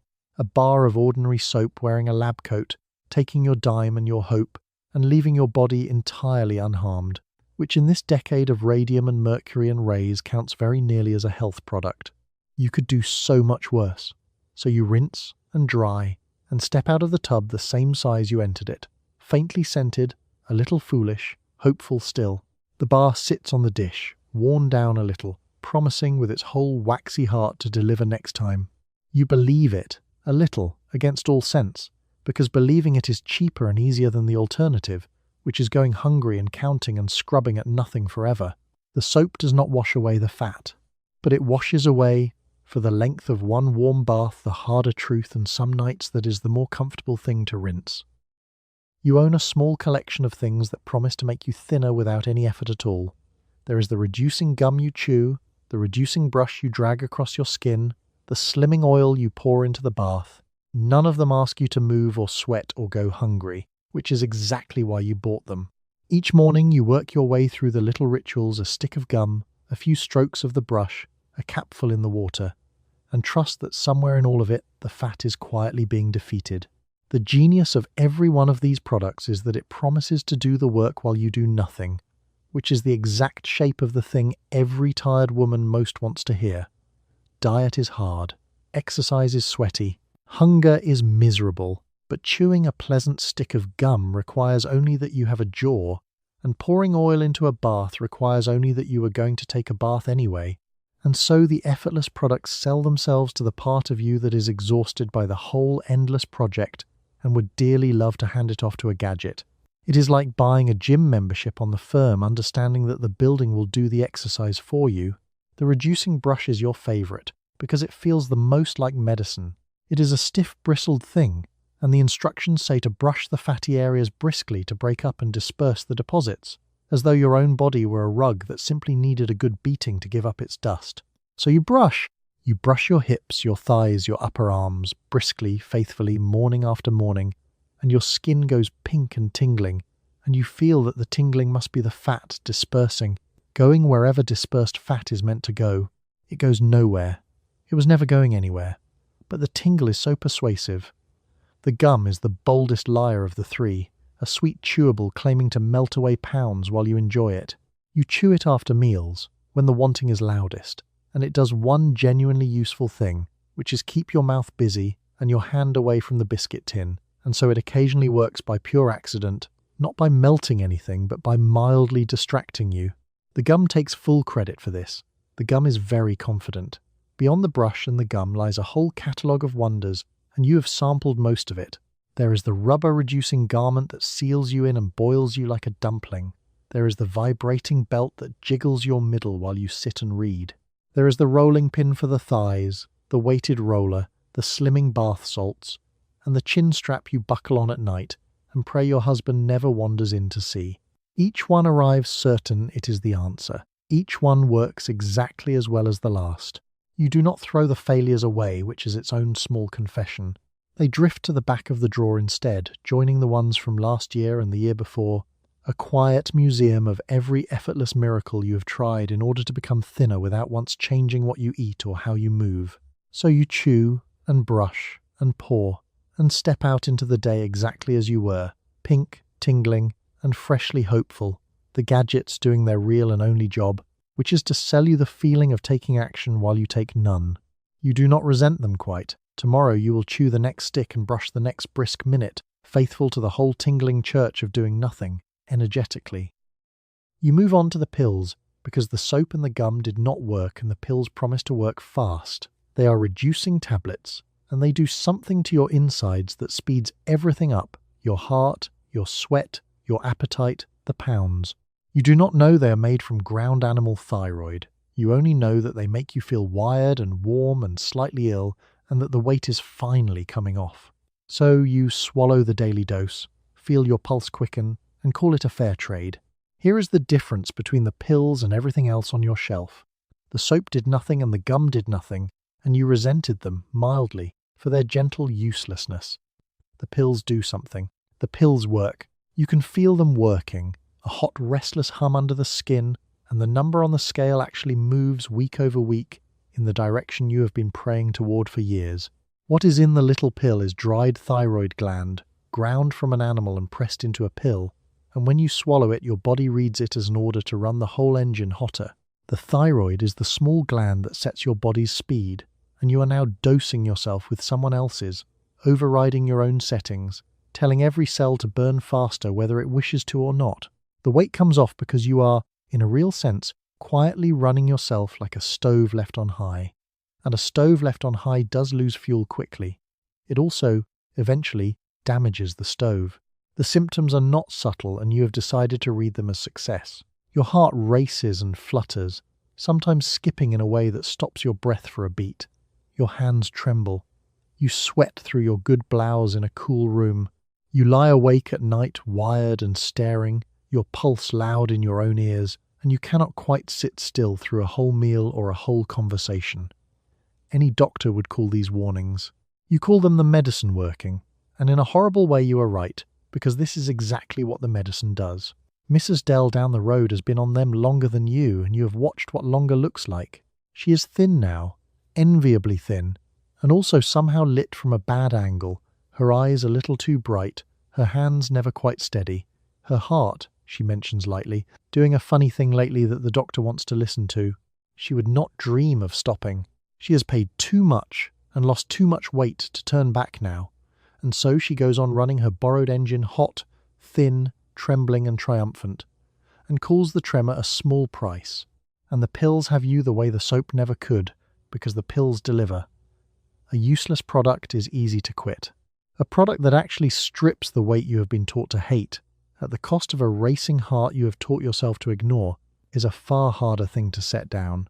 You have wanted this result your whole life. It is finally here, in a small brown bottle, and the bottle asks only that you overlook your own hammering pulse, and you find, to your quiet alarm, that you are entirely willing to overlook it. So you take the daily dose, and feel the heat come up, and go about your day fast and warm and thinning, a woman winning at last at a game she never chose to play. The scale rewards you, the dresses fit, your heart keeps its strange new time, tapping out a warning you have decided not to translate. You tell yourself you will stop soon, once you reach the number, and you almost believe it, even as you know the number will move again the moment you arrive, and the bottle will still be there, and you will still, tomorrow, reach for it. You take up smoking, and you do it on purpose, as a diet. The cigarette company told you to. Reach for one of theirs instead of a sweet, the advertisement said, and you took the advice literally, lighting up whenever the hunger comes so you will not reach for dessert instead. It works, in its way. The cigarette fills the time and dulls the appetite. So now there is always one going, between meals and instead of them, and you have convinced yourself that the smoke curling up from your fingers is a beauty routine. The campaign that put the cigarette in your hand is a small masterpiece of persuasion, and you fell for it completely and gratefully. Reach for a cigarette instead of a sweet, it said. And just like that, a tobacco company had recruited every woman worried about her waist into a lifelong customer, dressing an addiction as a diet aid, which is basically the Ozempic of its day, if Ozempic came with a lighter and a cough. It works so well that the whole country's cigarette sales leapt in just a few short years. And it does, maddeningly, work at the one job you hired it for. A cigarette gives your restless mouth and hands something to do that is not eating, and the smoke takes the sharp edge off the hunger, and so the reaching for a cigarette genuinely does keep you from reaching for the cake. You have replaced a slice of dessert with a lungful of smoke and called it a bargain, and by the narrow measure of the scale it is won. What it is doing to the rest of you is not measured by the scale and so does not enter the accounting. The cough that has settled into your mornings, the way the smell lives in your hair and your good coat and will not be aired out, the breath that comes a little shorter on the stairs than it did a year ago. None of these appear on the bathroom scale, and the bathroom scale is the only instrument you have agreed to consult. So as far as your beauty routine is concerned, the smoking is a pure and clever success. Your friend Kitty is the elegant advertisement for the whole thing, and half the reason you started. She smokes beautifully, with a long, deliberate grace, holding the cigarette away at an angle and tilting her head to exhale, the whole gesture as studied and modern as her bob and her painted mouth. Smoking has become part of how a fashionable woman occupies space, a prop as essential as the compact, and Kitty handles hers like a starlet, thin, sophisticated, and wreathed in a haze that reads, "This decade, as glamour rather than as what it is." You copy her angle. You copy her tilt. You copy, without meaning to, her cough. The deep trick of it, the thing that makes the cigarette diet so much more durable than the soap or the gum, is that it fuses two hooks into one. It is a genuine appetite suppressant, so it delivers a real result you can point to, and it is a genuine addiction, so your body soon demands it regardless of your waistline. You began smoking to stay thin. You continue smoking because you cannot easily stop, and the staying thin has quietly become the excuse rather than the reason. The company knew this. The company was counting on exactly this. It is written into the whole design. So you light the next one when the hunger stirs, and let the smoke do its practiced work, and feel thin and modern and quietly, pleasantly wicked, a woman managing her figure with a flick of a match. The scale approves. The mirror approves. Your lungs keep their own quiet counsel, filing complaints to a department you have closed. And you carry the little glowing habit with you into the day, sincerely believing, because the advertisement told you so and the numbers seem to agree, that you have found a beauty treatment you can hold between two fingers. You have the wrong shape for this decade, and you deal with it every morning by strapping yourself flat. The fashionable line is straight up and down, boyish and unbroken, and your body did not come that way, so you bind your chest with a flattening garment before you dress. You wrap it, you fasten it, you breathe shallowly around it all day. The dresses hang the way they are supposed to only if there is nothing underneath to interrupt them, and so you spend the decade compressing yourself into a silhouette your body keeps trying to escape. There is a marvellous joke buried in the history of your underthings, and you are living the punchline. Your mother spent her whole life in a corset that cinched her waist to nothing and pushed everything else up and out, sculpting the body into an exaggerated hourglass, all bosom and hip. You have inherited her discomfort and reversed its direction entirely. Where she pushed out, you press flat. Where she wanted curves, you want a plank. The garment itself is a band of stiff cloth and elastic that wraps across the chest and flattens what nature saw fit to provide, and putting it on is a small daily wrestling match. You pull it tight, you hook it or lace it at the side, and you feel your own breathing shrink to fit the room it is left.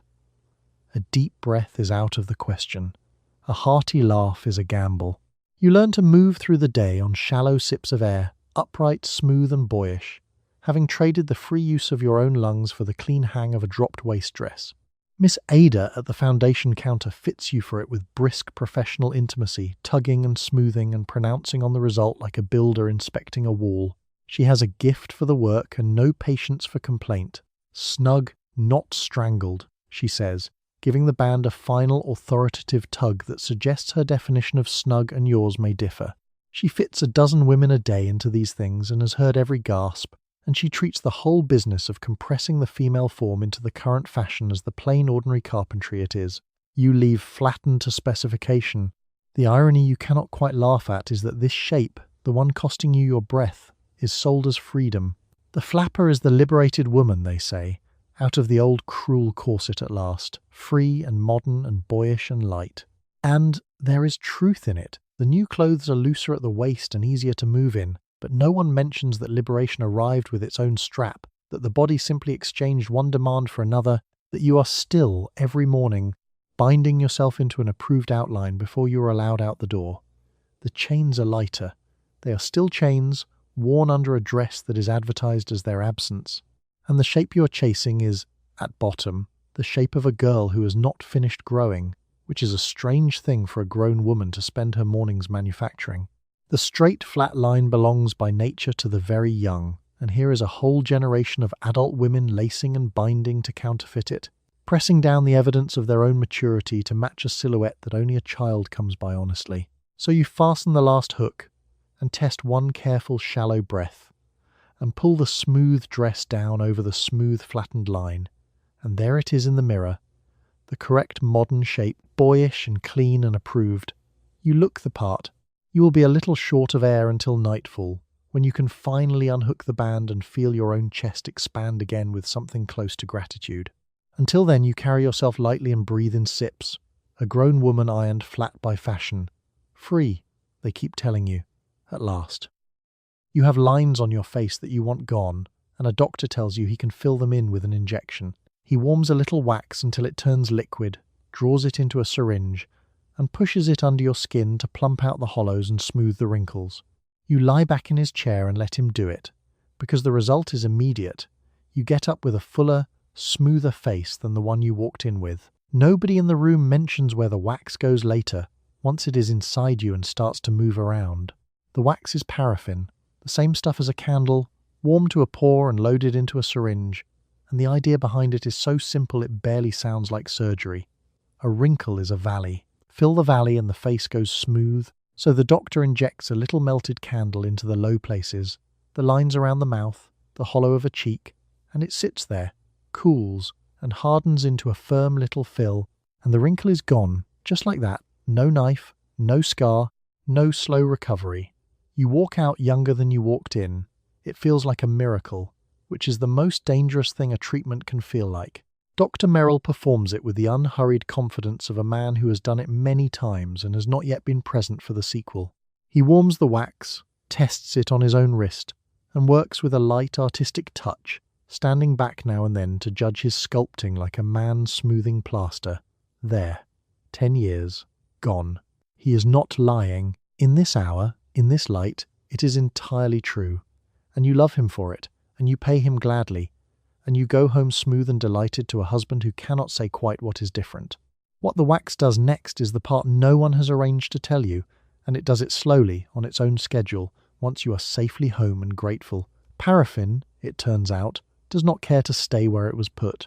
It is warmed by your own body, and it softens, and it wanders, migrating under the skin like a lodger trying every room in the house. Away from the tidy valley the doctor filled toward wherever gravity and chance decide to take it. Weeks pass, months pass, and the smooth young face you paid for begins, quietly, to develop a landscape of its own that no one designed. The wandered wax hardens where it stops, into lumps, into ridges, into firm, strange nodules that rise under the skin in places that were never meant to have them. A cheek grows a knot, a jawline develops a bulge. The very smoothness you bought turns, over time, into a shifting terrain of little hidden hills, and there is no easy way to get the wax back out, because it is not a thing that was placed so much as a thing that was released, and now it lives in you and goes where it likes. Women disfigured this way do not always leave the house anymore. A great lady across the ocean, they whisper, ruined her famous face this way and hid it from society for the rest of her days. So you lie back, this hour, in the good light, and let him fill the valleys, and rise smooth and young and grateful, knowing none of what is coming. The face in his hand mirror is lovely. The lines are gone. You cannot feel the wax at all, settled warm and obedient under your skin, and you have no reason yet to imagine it as anything but the miracle it appears to be. It will keep its own counsel for a while. It has time. It has, in fact, all the time it needs, and it is already, very slowly, beginning to move. You swallow small wafers now that promise to make your skin pale and clear, and you take them like candy from a box. They are arsenic. You do not think of it that way, you think of them as complexion tablets, a genteel little habit that keeps your skin fashionably white, but the whitening happens because the arsenic is quietly damaging you from the inside. The wafers are bitter and chalky on the tongue. You take one after another, day after day, and some part of you has already come to depend on them. The logic, once you follow it, is quietly monstrous. The wafers whiten your skin, and the reason they whiten your skin is that arsenic, taken steadily, interferes with your blood, damaging the red cells that give the skin its warm living colour, so that the face fades toward a pale, translucent, fashionable white. The pallor you are admiring in the mirror is not health. It is the visible edge of a slow poisoning, the same interesting whiteness you might see on a person who is genuinely, seriously ill, sold to you in a box as beauty. And yet they work, in the only sense the mirror measures, which is the whole trap. Your complexion does grow paler, clearer, and more even. The freckles fade, the ruddiness cools, and you look, by the standard of the hour, lovelier than you did. So you take the next wafer, and the next, and the improvement seems to confirm the wisdom of the habit, even as the habit hollows you out. Nothing about the experience feels like poisoning. It feels like a small refined discipline, a lady's quiet secret, taken with morning tea. The worst part, the part that closes the door behind you, is that arsenic taken steadily becomes something the body starts to want. You do not merely use the wafers, after a while you crave them. The way a body comes to crave anything it has been given daily, and stopping brings its own misery, a wretched, sick, unsettled feeling that sends you straight back to the box for relief. You have become, without ever deciding to, a woman with a habit, and the habit is a metal that kills, and you tend it as tenderly as you tend your hair. Miss Lavinia, who introduced you to them, is the pale ideal made flesh and a small warning you have chosen not to read. Her skin is exquisite, white and fine and almost lit from behind, and she is proud of it and generous with her secret.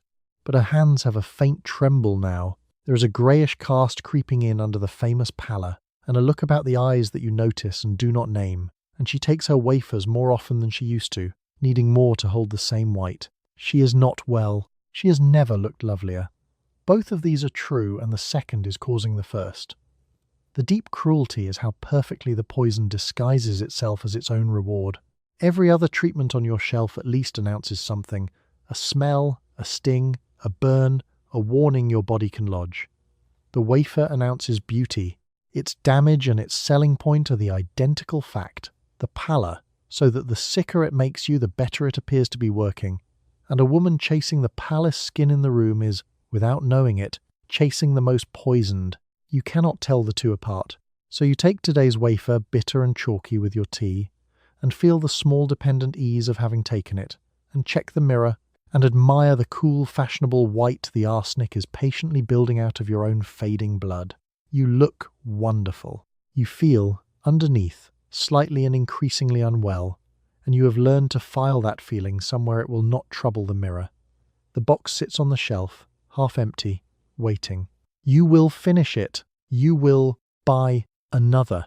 The whiteness demands it, and the whiteness by now is not entirely yours to refuse. You have booked an afternoon at the beauty salon where they will do things to your face that you cannot do at home. There will be steam and a mask troweled on thick and left to harden, and creams worked in by someone else's hands.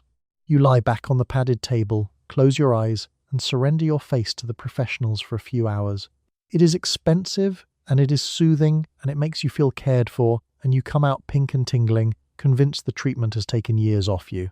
The salon has understood something the drugstore never will, which is that half of what you are buying is the ceremony. At home you rub cream into your own tired face in a cold bathroom before dawn. Here you are laid on a warm table in a hushed room that smells of roses and steam, and a woman in a crisp white coat tends to you with the grave attention of a surgeon, and the very seriousness of it makes you feel that something important and scientific is being done. You are paying, in large part, to be treated as though your face matters. It is a surprisingly rare feeling, and you would pay a good deal more for it than you admit. The treatment itself is a sequence, and each step arrives with its own small drama. First the steam, opening the pores, wrapping your face in a hot, wet cloud until you feel pleasantly boiled. Then the mask, a cool, heavy clay or a strange-coloured paste, troweled on thick and left to set until your whole face stiffens into a mask you cannot smile through, so that you lie there rigid and gleaming like a statue mid-renovation. Then the peeling away, the creams, the cool tightening lotion, the final flush of colour patted into the cheeks. You feel each stage. You feel expertly, thoroughly processed. Madame Cleo runs the room, and Madame Cleo is a performance in herself, all accent, authority, and long knowing fingers. She examines your face on arrival with a soft, regretful click of the tongue, naming problems you did not know you had, a dullness here, a fatigue there, a want of tone about the jaw, so that by the time she begins you are grateful to be rescued from a face you had, until that moment, considered perfectly acceptable. She is very good at this. The regretful click alone is worth half the fee. You would follow that click into far more expensive treatments than the one you booked, and she knows it, and gently, over the years, she will. And yet the salon is one of the kinder rooms in your whole beauty life, and you are right to sink into it. There is no radium here, no rays, no arsenic, no wandering wax. There is only steam and clay and skilled attentive hands, and an hour in which no one needs anything from you, in which your only task is to lie still and be tended, and in a decade that treats your face as a public duty and a daily battle, an afternoon of simply being cared for is not nothing. It may, in fact, be the most honest thing on the whole menu, precisely because it promises the least and delivers exactly that. So you rise from the table pink and glowing and briefly beautiful, and you tip Madame Cleo, and you carry your softened, flattered face out into the late afternoon light feeling, for a few golden hours, like a woman who has been restored. It will not last. You know it will not last, but you book the next appointment on your way out the door, because it is not really the youth you are buying, it is the hour of care, and the hour of care is worth returning for, even at the price, even knowing. You are standing at a department store beauty counter, choosing sides in a war you are only dimly aware of. Two women run the two great empires of American beauty, and they hate each other with a fury that shapes everything on the shelf in front of you. One counter promises science, the other promises elegance. Whichever brand you buy, you are enlisting on one side of a feud fought with spies, stolen recipes, and poached employees. You just want a jar of cream, but you have to pick a queen, and the sales girl is waiting. The two queens are a study in opposites, which is half of why they cannot stand each other. One came up from Canada with a gift for elegance and persuasion, and she built her empire by convincing ordinary, respectable women, not just actresses, that tending the face was a genteel daily duty, and she wrapped it all in soft pinks and a famous red door. The other came from Poland with a head for chemistry and a talent for the dramatic, and she built her empire on the language of science, on serums and formulas and grand claims about the deep renewal of the skin. Between them, they more or less invented the whole idea of the modern beauty routine, and they spent decades refusing to be in the same room. The hatred is real, and it is total, and it is, frankly, magnificent. They poach each other's best people, luring away a chemist or a manager with a better offer purely to wound. They copy each other's products the moment one lands, so that a triumph on one counter is a rushed imitation on the other within the season. They plant informants. They will not say each other's name aloud, referring to the rival, when forced, as that woman, with a chill that could frost a window. It is the great grudge match of American beauty, waged in boardrooms and laboratories, and you are its foot soldier, standing at the counter with your handbag, entirely unaware you have been drafted. Miss Pruitt works this particular counter, and Miss Pruitt is a true believer in whichever queen signs her wages. She slides the rival's jar an inch down the glass with one lacquered fingernail, as though it gave off a faint smell, then speaks of it with a delicate, pitying frown, the sort of thing a less discerning woman might settle for. She steers you, gently and relentlessly, toward the jar in front of her, building a whole regimen out of your innocent request for a single cream, the cleanser and the tonic and the day cream and the night cream, and the special treatment for the delicate area around the eye. You came for one jar. Miss Pruitt intends that you leave enlisted for life. And the funny thing, the thing neither queen will ever admit, is that the two rival jars in your two hands are very nearly the same jar. You unscrew both lids right there at the counter and lean in, and the science cream and the elegance cream smell like cousins, sit the same weight on your finger, cost within pennies of each other. The great war between them is a war over the label, not the grease underneath it. You are not really choosing a cream. You are choosing which story to believe with your own face, and both queens would rather die than let you hold the two jars this close together. So you make your choice, for reasons you could not entirely explain, the scent or the colour of the box or the way Miss Pruitt said that woman about the other one, and you carry your chosen queen's jar home in its tissue and its little bag. You are enlisted now. You will buy this brand for years, out of a loyalty that feels like taste and is really the residue of a feud between two women who have never met you and never will, fighting over your dime across a glass counter forever, and winning, both of them, every single time you choose. You cannot afford the salon jar, so you buy the drugstore version, and you tell yourself it is the same thing in a cheaper package. It is not the same thing. The cheap creams on the drugstore shelf are often the crudest, most concentrated formulas of all, the mercury heavier, the claims wilder, the oversight non-existent. But they cost a dime instead of a week's pay, and so this is where you shop, running your eye along the rows of little jars and tins, buying the promise you can afford, and hoping the difference does not show on your face. The glass counter at the department store and the wooden shelf at the drugstore are two different countries, and you were born in the cheaper one.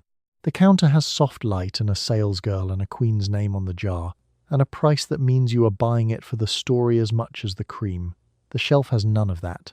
It has a crowd of small, unglamorous tins with loud, desperate labels, sold with no salesgirl, no ceremony, no white-coated woman to click her tongue over your pores, just you and your dime and a printed promise shouting for your attention. And here is the bitter turn that the poorer woman never gets told. The cheap jar is not merely a weaker version of the expensive one. Very often it is a stronger version of the dangerous one, because the drugstore brands compete on results a customer can see fast, and the fastest visible result comes from the most aggressive chemistry, the heaviest dose of mercury, the harshest bleach, the strongest acid. The refined salon may sell you a gentle, expensive nothing. The drugstore sells you a cheap, potent something, and the something is frequently the very poison, undiluted and unsupervised, at a price a working woman can meet. You pick up 2 tins and hold them side by side under the bad drugstore light. One says gentle. The other says triple strength and works faster and costs the same dime, and you have a household to run and a freckle that will not wait. You already know which one goes into the basket. You have always known. There is no white-coated woman here to talk you out of it. No salesgirl. No one at all whose job it is to catch your sleeve and murmur that faster and stronger is not the same as better. That post does not exist yet. So you make your careful choice among the loud little tins, and it is a choice governed entirely by price, which means it is often a choice governed, without your knowing, by danger. The dime you save at the drugstore over the counter is a real dime, and you need it, and spending it here instead of there is simple good sense for a woman with a household to run. But the saving is quietly charged back to your body over the years, in the heavier mercury and the harsher bleach, so that the poorer woman does not merely go without the pretty jar. She often pays in the end the higher price of the two, in a currency that is not money. So you tuck the brown wrapped tin into your bag beside the coins you kept, and you walk out of the drugstore having shopped wisely by every measure your budget allows. The cream will do something. It will fade the freckle or lighten the skin, or smooth the line cheaply and quickly, exactly as promised. And it will do the other thing too, the slow, quiet thing. On its own schedule, years from now, the way the cheapest jars so often do, and you will not connect that either, when it comes, and to the sensible dime you spent today on the loudest little tin on the shelf. You open your magazine and it tells you, in 100 small ways, that being beautiful is your job. Not a pleasure, not a vanity, a duty. The advertisements explain that you owe your youth to your husband, your smooth skin to your employer, your figure to society at large, and that any woman who lets herself go has failed at something important. You read this over your morning coffee, absorb it without quite noticing, and reach a little more anxiously for the jar. The pressure arrives monthly, in print, addressed personally to you. The advertisements have learned a new trick this decade, and it is a dark and brilliant one. The old way was to praise the product, to tell you how radiant the cream would make you. The new way is to frighten you about yourself first, to invent a flaw you did not know you had, name it, make you feel it, and only then offer the cure. They have a word now for the smell of your own breath, a grave, clinical-sounding word, and having given the ordinary thing a frightening name, they can sell you the remedy for the rest of your life. Manufacture the wound, then bandage it for a fee, the same move a wellness brand at Whole Foods makes now.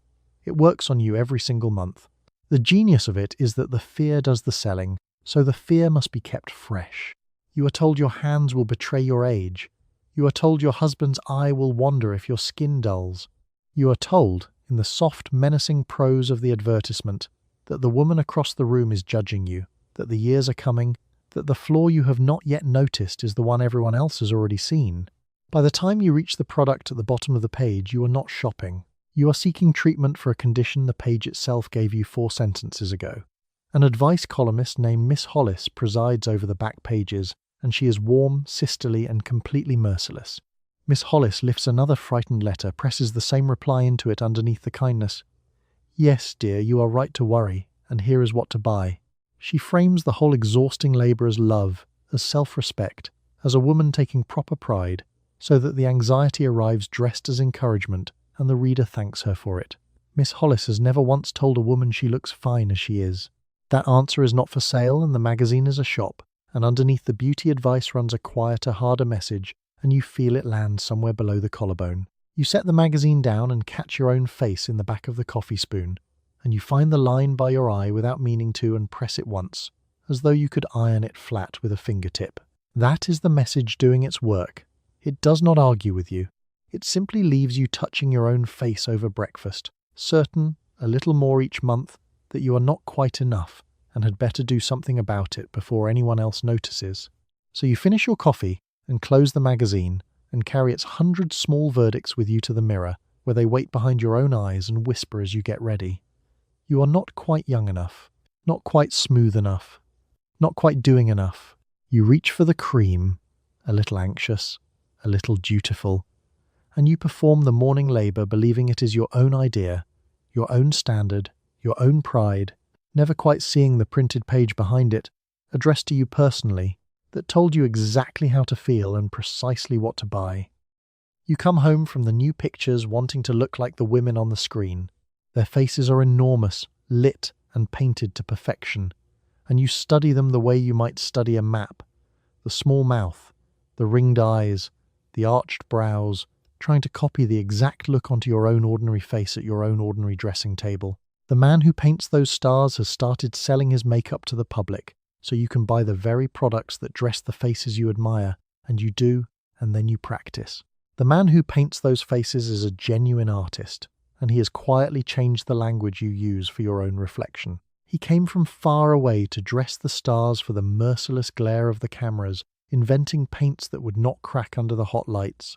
And he gave the whole practice its modern name, so that what your grandmother would have called simply paint you now call by his word. A word that makes it sound less like vanity and more like craft. And having perfected his art on the famous, he now sells it to you. So the exact colours that dressed a screen goddess last month are on your dressing table this month, in your unsteady hand. The trouble is that you have bought the paint but not the painter, nor the lights, nor the retouching, nor the man standing just off camera whose entire job is that face. The star does not do her own makeup. A professional builds it slowly in perfect light, and then a photographer flatters it, and then an artist touches up whatever the camera still caught, so that the face you are copying never actually existed on a living person in an ordinary room. You are trying to reproduce, alone, before breakfast, with a hand mirror and a stick of wax, the pooled work of a whole studio of experts. It is not a fair contest. It was never meant to be. There is one screen star in particular you study, the great flapper of the pictures, with her tiny pouting mouth and her enormous dark ringed eyes and her air of electric mischief, and half the women in the country are at their mirrors trying to become her at once. You copy the mouth, you copy the eyes, you copy the very specific way she looks out from under her lashes, and you get, on a good morning, a distant rhyme of her, enough to feel briefly transformed, and on a bad morning a smudged approximation that washes off with relief. She has become the template for a nation of faces, one woman multiplied into millions of hopeful copies, and here is what the pictures do that no lip colour could. You sit in the dark in a long row of women, all of you tilted up at the same enormous painted and flawless face, and then you come out onto the same sidewalk carrying the same impossible template home to the same kind of small mirror.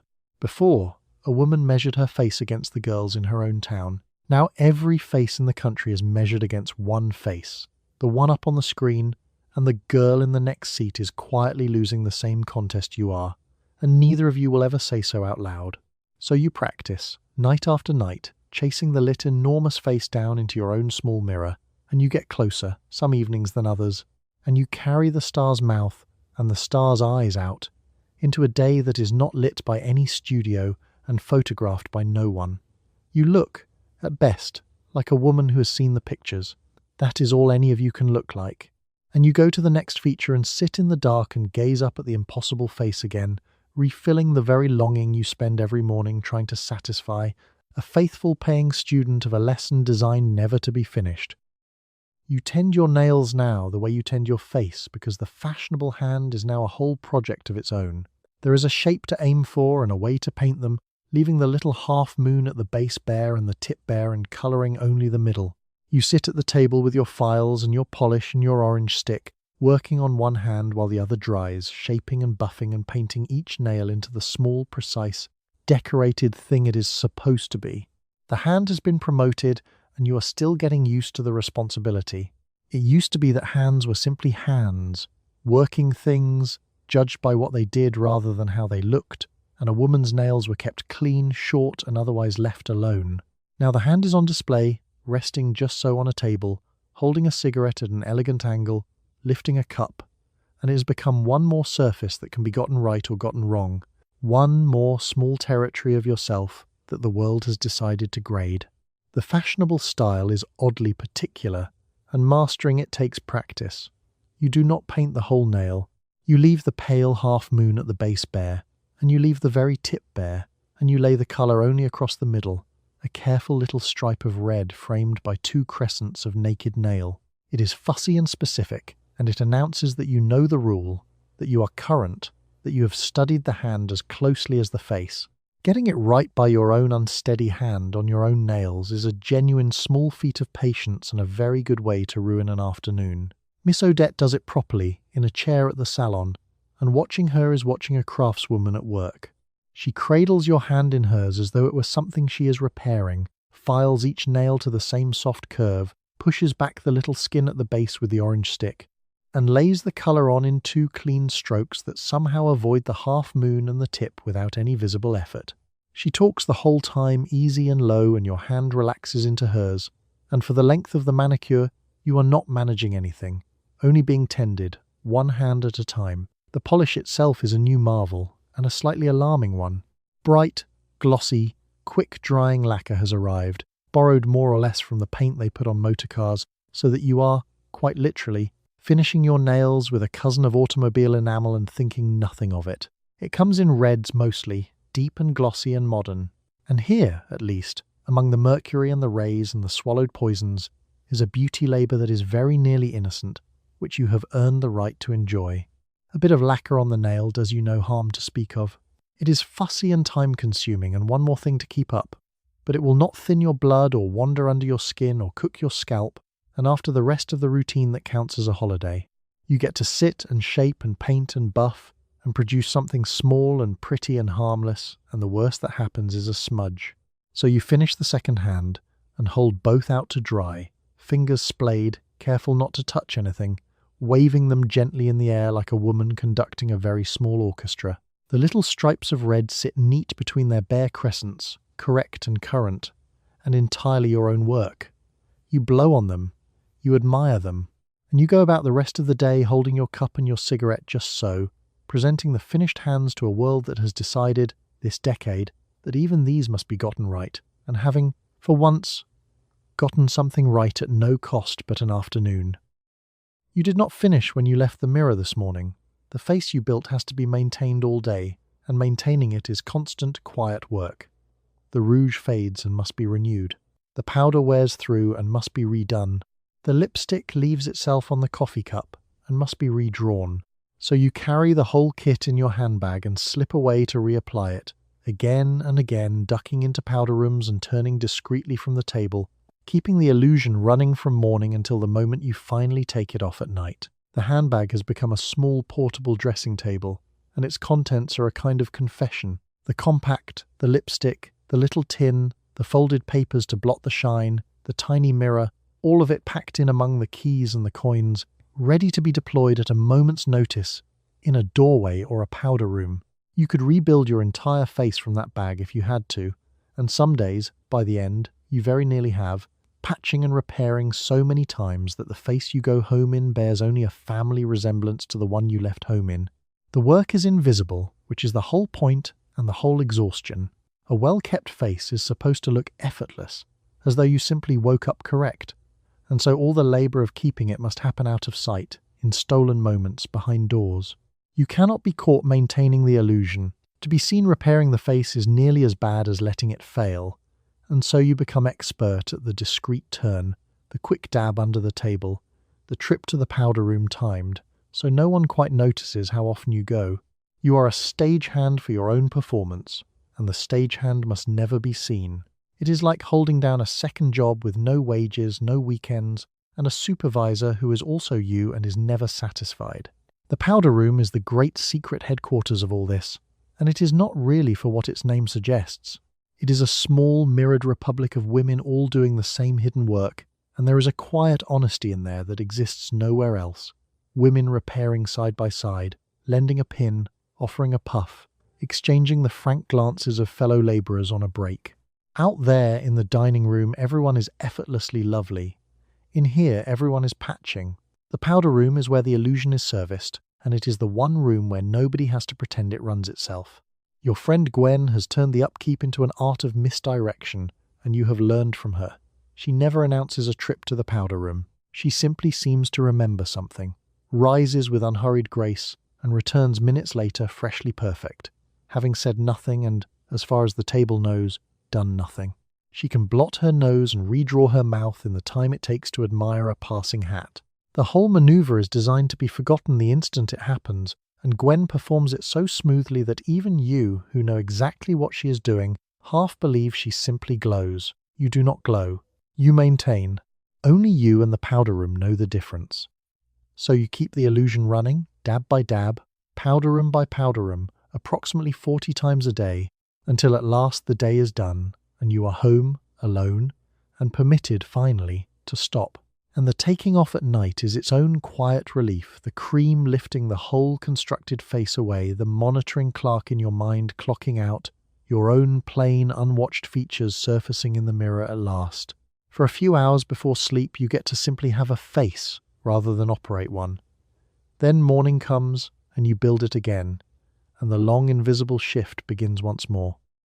You have started to notice that something is wrong with your skin. It is thinner than it used to be, or greyer, or there is a patch that will not heal, or there is a fine tremble in your hands that was not there last year. You cannot say for certain where it came from, and so you do the only thing you know how to do. You cover it. More cream over the grey, more powder over the patch. The same products that may have caused the damage are the ones you reach for to hide it, and the routine goes on. The damage arrives quietly, without a note pinned to it explaining who sent it. That is the whole difficulty. If the freckle cream had stung, if the tonic had tasted of poison, if the rays had burned, you would have known your enemy and named it. But everything worked so gently and so slowly that when the bill finally comes, years later, it comes anonymous. A tremor here, a greyness there, a patch that lingers, and there is no return address. Nothing to connect this morning's tired, frightened face to the pleasant little jars of a decade ago. Dr. Hale turns your hand over in his, presses a thumb to the thin grey skin at your wrist, and stays carefully vague, in the way of a man who suspects more than the science of his day can prove. He asks what you use on your skin, and you tell him the freckle cream, the bleach, the glamorous radium jar, and something crosses his face and then smooths away, and he suggests, mildly, that you might ease off some of it for a while and see. He does not accuse the products directly. He cannot, not yet, not with certainty, and so he plants a small doubt and leaves it there, and you carry the doubt home and set it next to the jars and do not, in the end, act on it. Because here is the terrible logic the damage traps you in. The flaw is now visible, and a visible flaw must be covered, and the thing you have always used to cover a flaw is the very product on the shelf. So the grey patch calls for more cream, and the thinning skin calls for more powder, and the trembling hand still reaches, out of pure habit, for the little jar that helps. The poison and the cosmetic are the same substance, and so the treatment for the harm is another dose of the harm, and you spiral inward, covering the damage with the cause, deeper into the very thing that is doing it. And there is a grief in it you mostly refuse to look at directly, so you glance at it sideways and then away. Some part of you suspects, some quiet part, standing at the mirror, does the arithmetic, and half sees the answer and decides, firmly, not to finish the sum, because finishing it would mean the routine was not care but harm, that the years of faithful daily labour built the damage rather than held it off, and that is too much to hold before breakfast, so you leave the sum unfinished. You reach for the jar, you cover the grey and go down to the day. So the face gets harder to keep, and you keep it anyway, layering more over the failing surface, chasing the old result with heavier doses of the old cause. The mirror asks a question you will not answer. The jars sit patient, familiar, and blameless on the shelf, having done exactly what they were always doing, and you use them because the alternative is a truth you cannot afford, and a face you cannot bear to simply let be seen. The routine goes on. It was, in its way, the most loyal thing in your life, and it was never once on your side. You have heard about a woman across town who is not seen in public anymore. The stories vary. The wax in her face wandered and hardened, or the machine at the salon ruined her skin, or the cream did something no one will quite name, but they all end the same way, with her hidden at home and no longer beautiful. You listen to the whispers, you feel a cold thread of fear go through you, and then you go home to your own dressing table and your own jars, and you use them anyway, because stopping is unthinkable. Her name is Mrs. Ferris, and once she was the loveliest woman in the district, the one whose face other women studied and copied. That is the part the whispers linger on, with a relish they would never admit to, that she of all people, she who had it and flaunted it, should be the one now keeping to her darkened parlour with the curtains drawn. There is fear in the telling, real fear, but there is also something uglier woven through it, a small mean comfort that the most beautiful woman has been brought low, and you hear both in the voices, and you do not entirely like what you hear in your own. What happened to her, exactly? No one will say plainly, which lets the story do its worst work.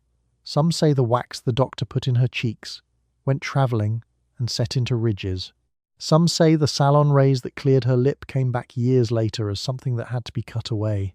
Some say it was only the creams, the same creams on your own shelf, faithfully used for 20 years, finally presenting their true bill. The uncertainty is somehow worse than a fact would be, because any of the jars might be the culprit, which means all of them might, which means yours might. And you would think that would be enough. You would think the sight of the loveliest woman in the district shut away behind her curtains would be the thing that finally makes you set the jars down. That fear of ending as Mrs. Ferris ended would break the routine's hold. It does not. You go home that very evening, unsettled and cold with dread, and you sit at your dressing table, and you do your face exactly as always, because the fear of the slow, far-off ruin is simply no match for the fear of being seen plain tomorrow morning. That is the arithmetic that keeps you, and it is not stupidity, though it looks like it from a distance. The ruin is distant, uncertain, someone else is so far. The plainness is immediate, certain, yours the moment you stop. A woman is asked to weigh a definite loss today against a possible catastrophe years away, and the human heart is simply not built to choose the far danger over the near one. And the whole industry is built, knowingly, on exactly that flaw in the wiring. You are not foolish, you are merely human, and being human is precisely the vulnerability they sell into. So you finish your face, on the same evening you heard about her, and you look at the result in the glass, lovely, current, and correct. And somewhere across town, a woman who once looked just like this sits alone behind her curtains. You know it. You felt the cold thread of it an hour ago, and you reach for the powder anyway because tomorrow is near and the ruin is far, and you would rather be beautiful now and frightened quietly than plain tonight and safe, which is the exact bargain the whole decade was built to make you take, and which you take, and which you will take again tomorrow. You take it all off at night, the powder, the rouge, the painted mouth, the drawn brows, and for a moment, in the mirror, you see your own bare face again. Then you begin preparing it for tomorrow. The cream goes on, the freckle treatment, the things that are meant to work while you sleep. There is no day off from this. The routine that started before dawn does not really end. It just loops, night into morning into night, an endless quiet labour to stay young, and you are so used to it now that you barely feel the weight of it. The bare face in the mirror is a stranger you visit briefly, twice a day, at the two seams where the illusion comes off and goes back on. In the morning you glimpse her for a second before you begin building, and at night you glimpse her again as the last of it wipes away, and both times there is a small, odd jolt of recognition. Oh, there you are, before you cover her over or send her to sleep under the night cream.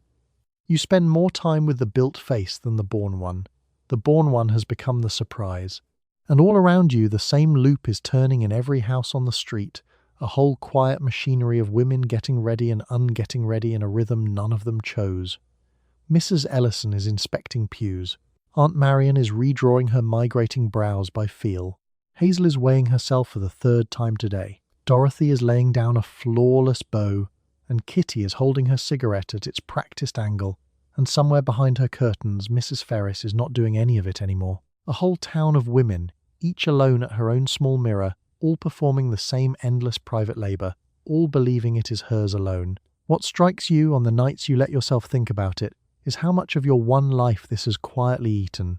An hour before dawn and an hour at night, and all the stolen minutes in between, the powder room trips and the touch-ups and the appointments and the worrying, added up across the years into something enormous, a second full-time occupation you were never paid for and never applied to and cannot resign from.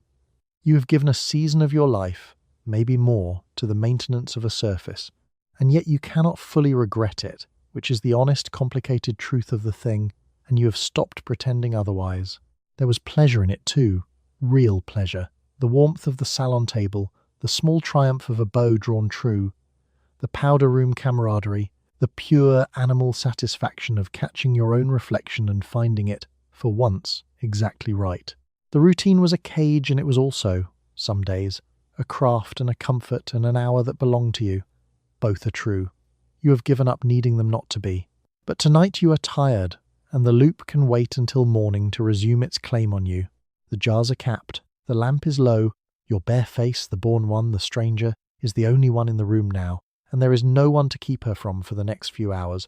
No pew inspector, no magazine, no lit enormous face on any screen. For a little while you are off duty. For a little while you are simply, plainly, unwatchably yourself. So you set down the cloth and turn out the lamp and let the built face stay in its jars where it belongs until dawn. The routine will find you again in the morning the way it always does, patient, total, and waiting. But not now.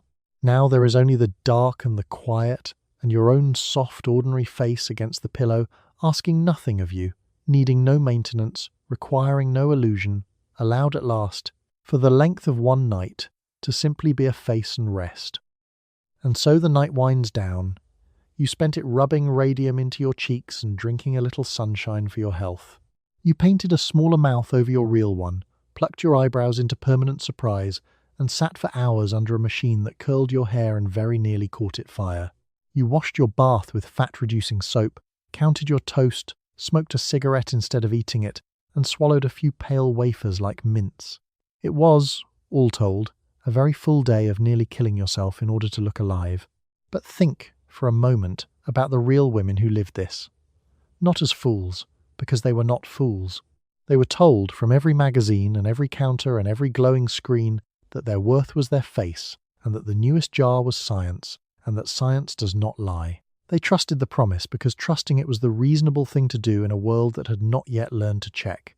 They wanted, like anyone, to be lovely, and to be young a little longer, and to be told they were enough. There is something almost tender in it when you sit with it quietly.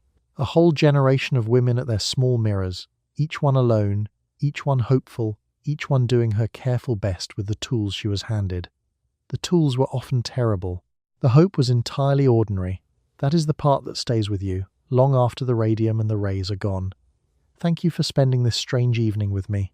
You do not have to pluck anything or paint anything or swallow anything tonight. There is nothing left to fix. You are, at this hour, already perfectly fine. So let the day fade now. Let your shoulders drop away from your ears.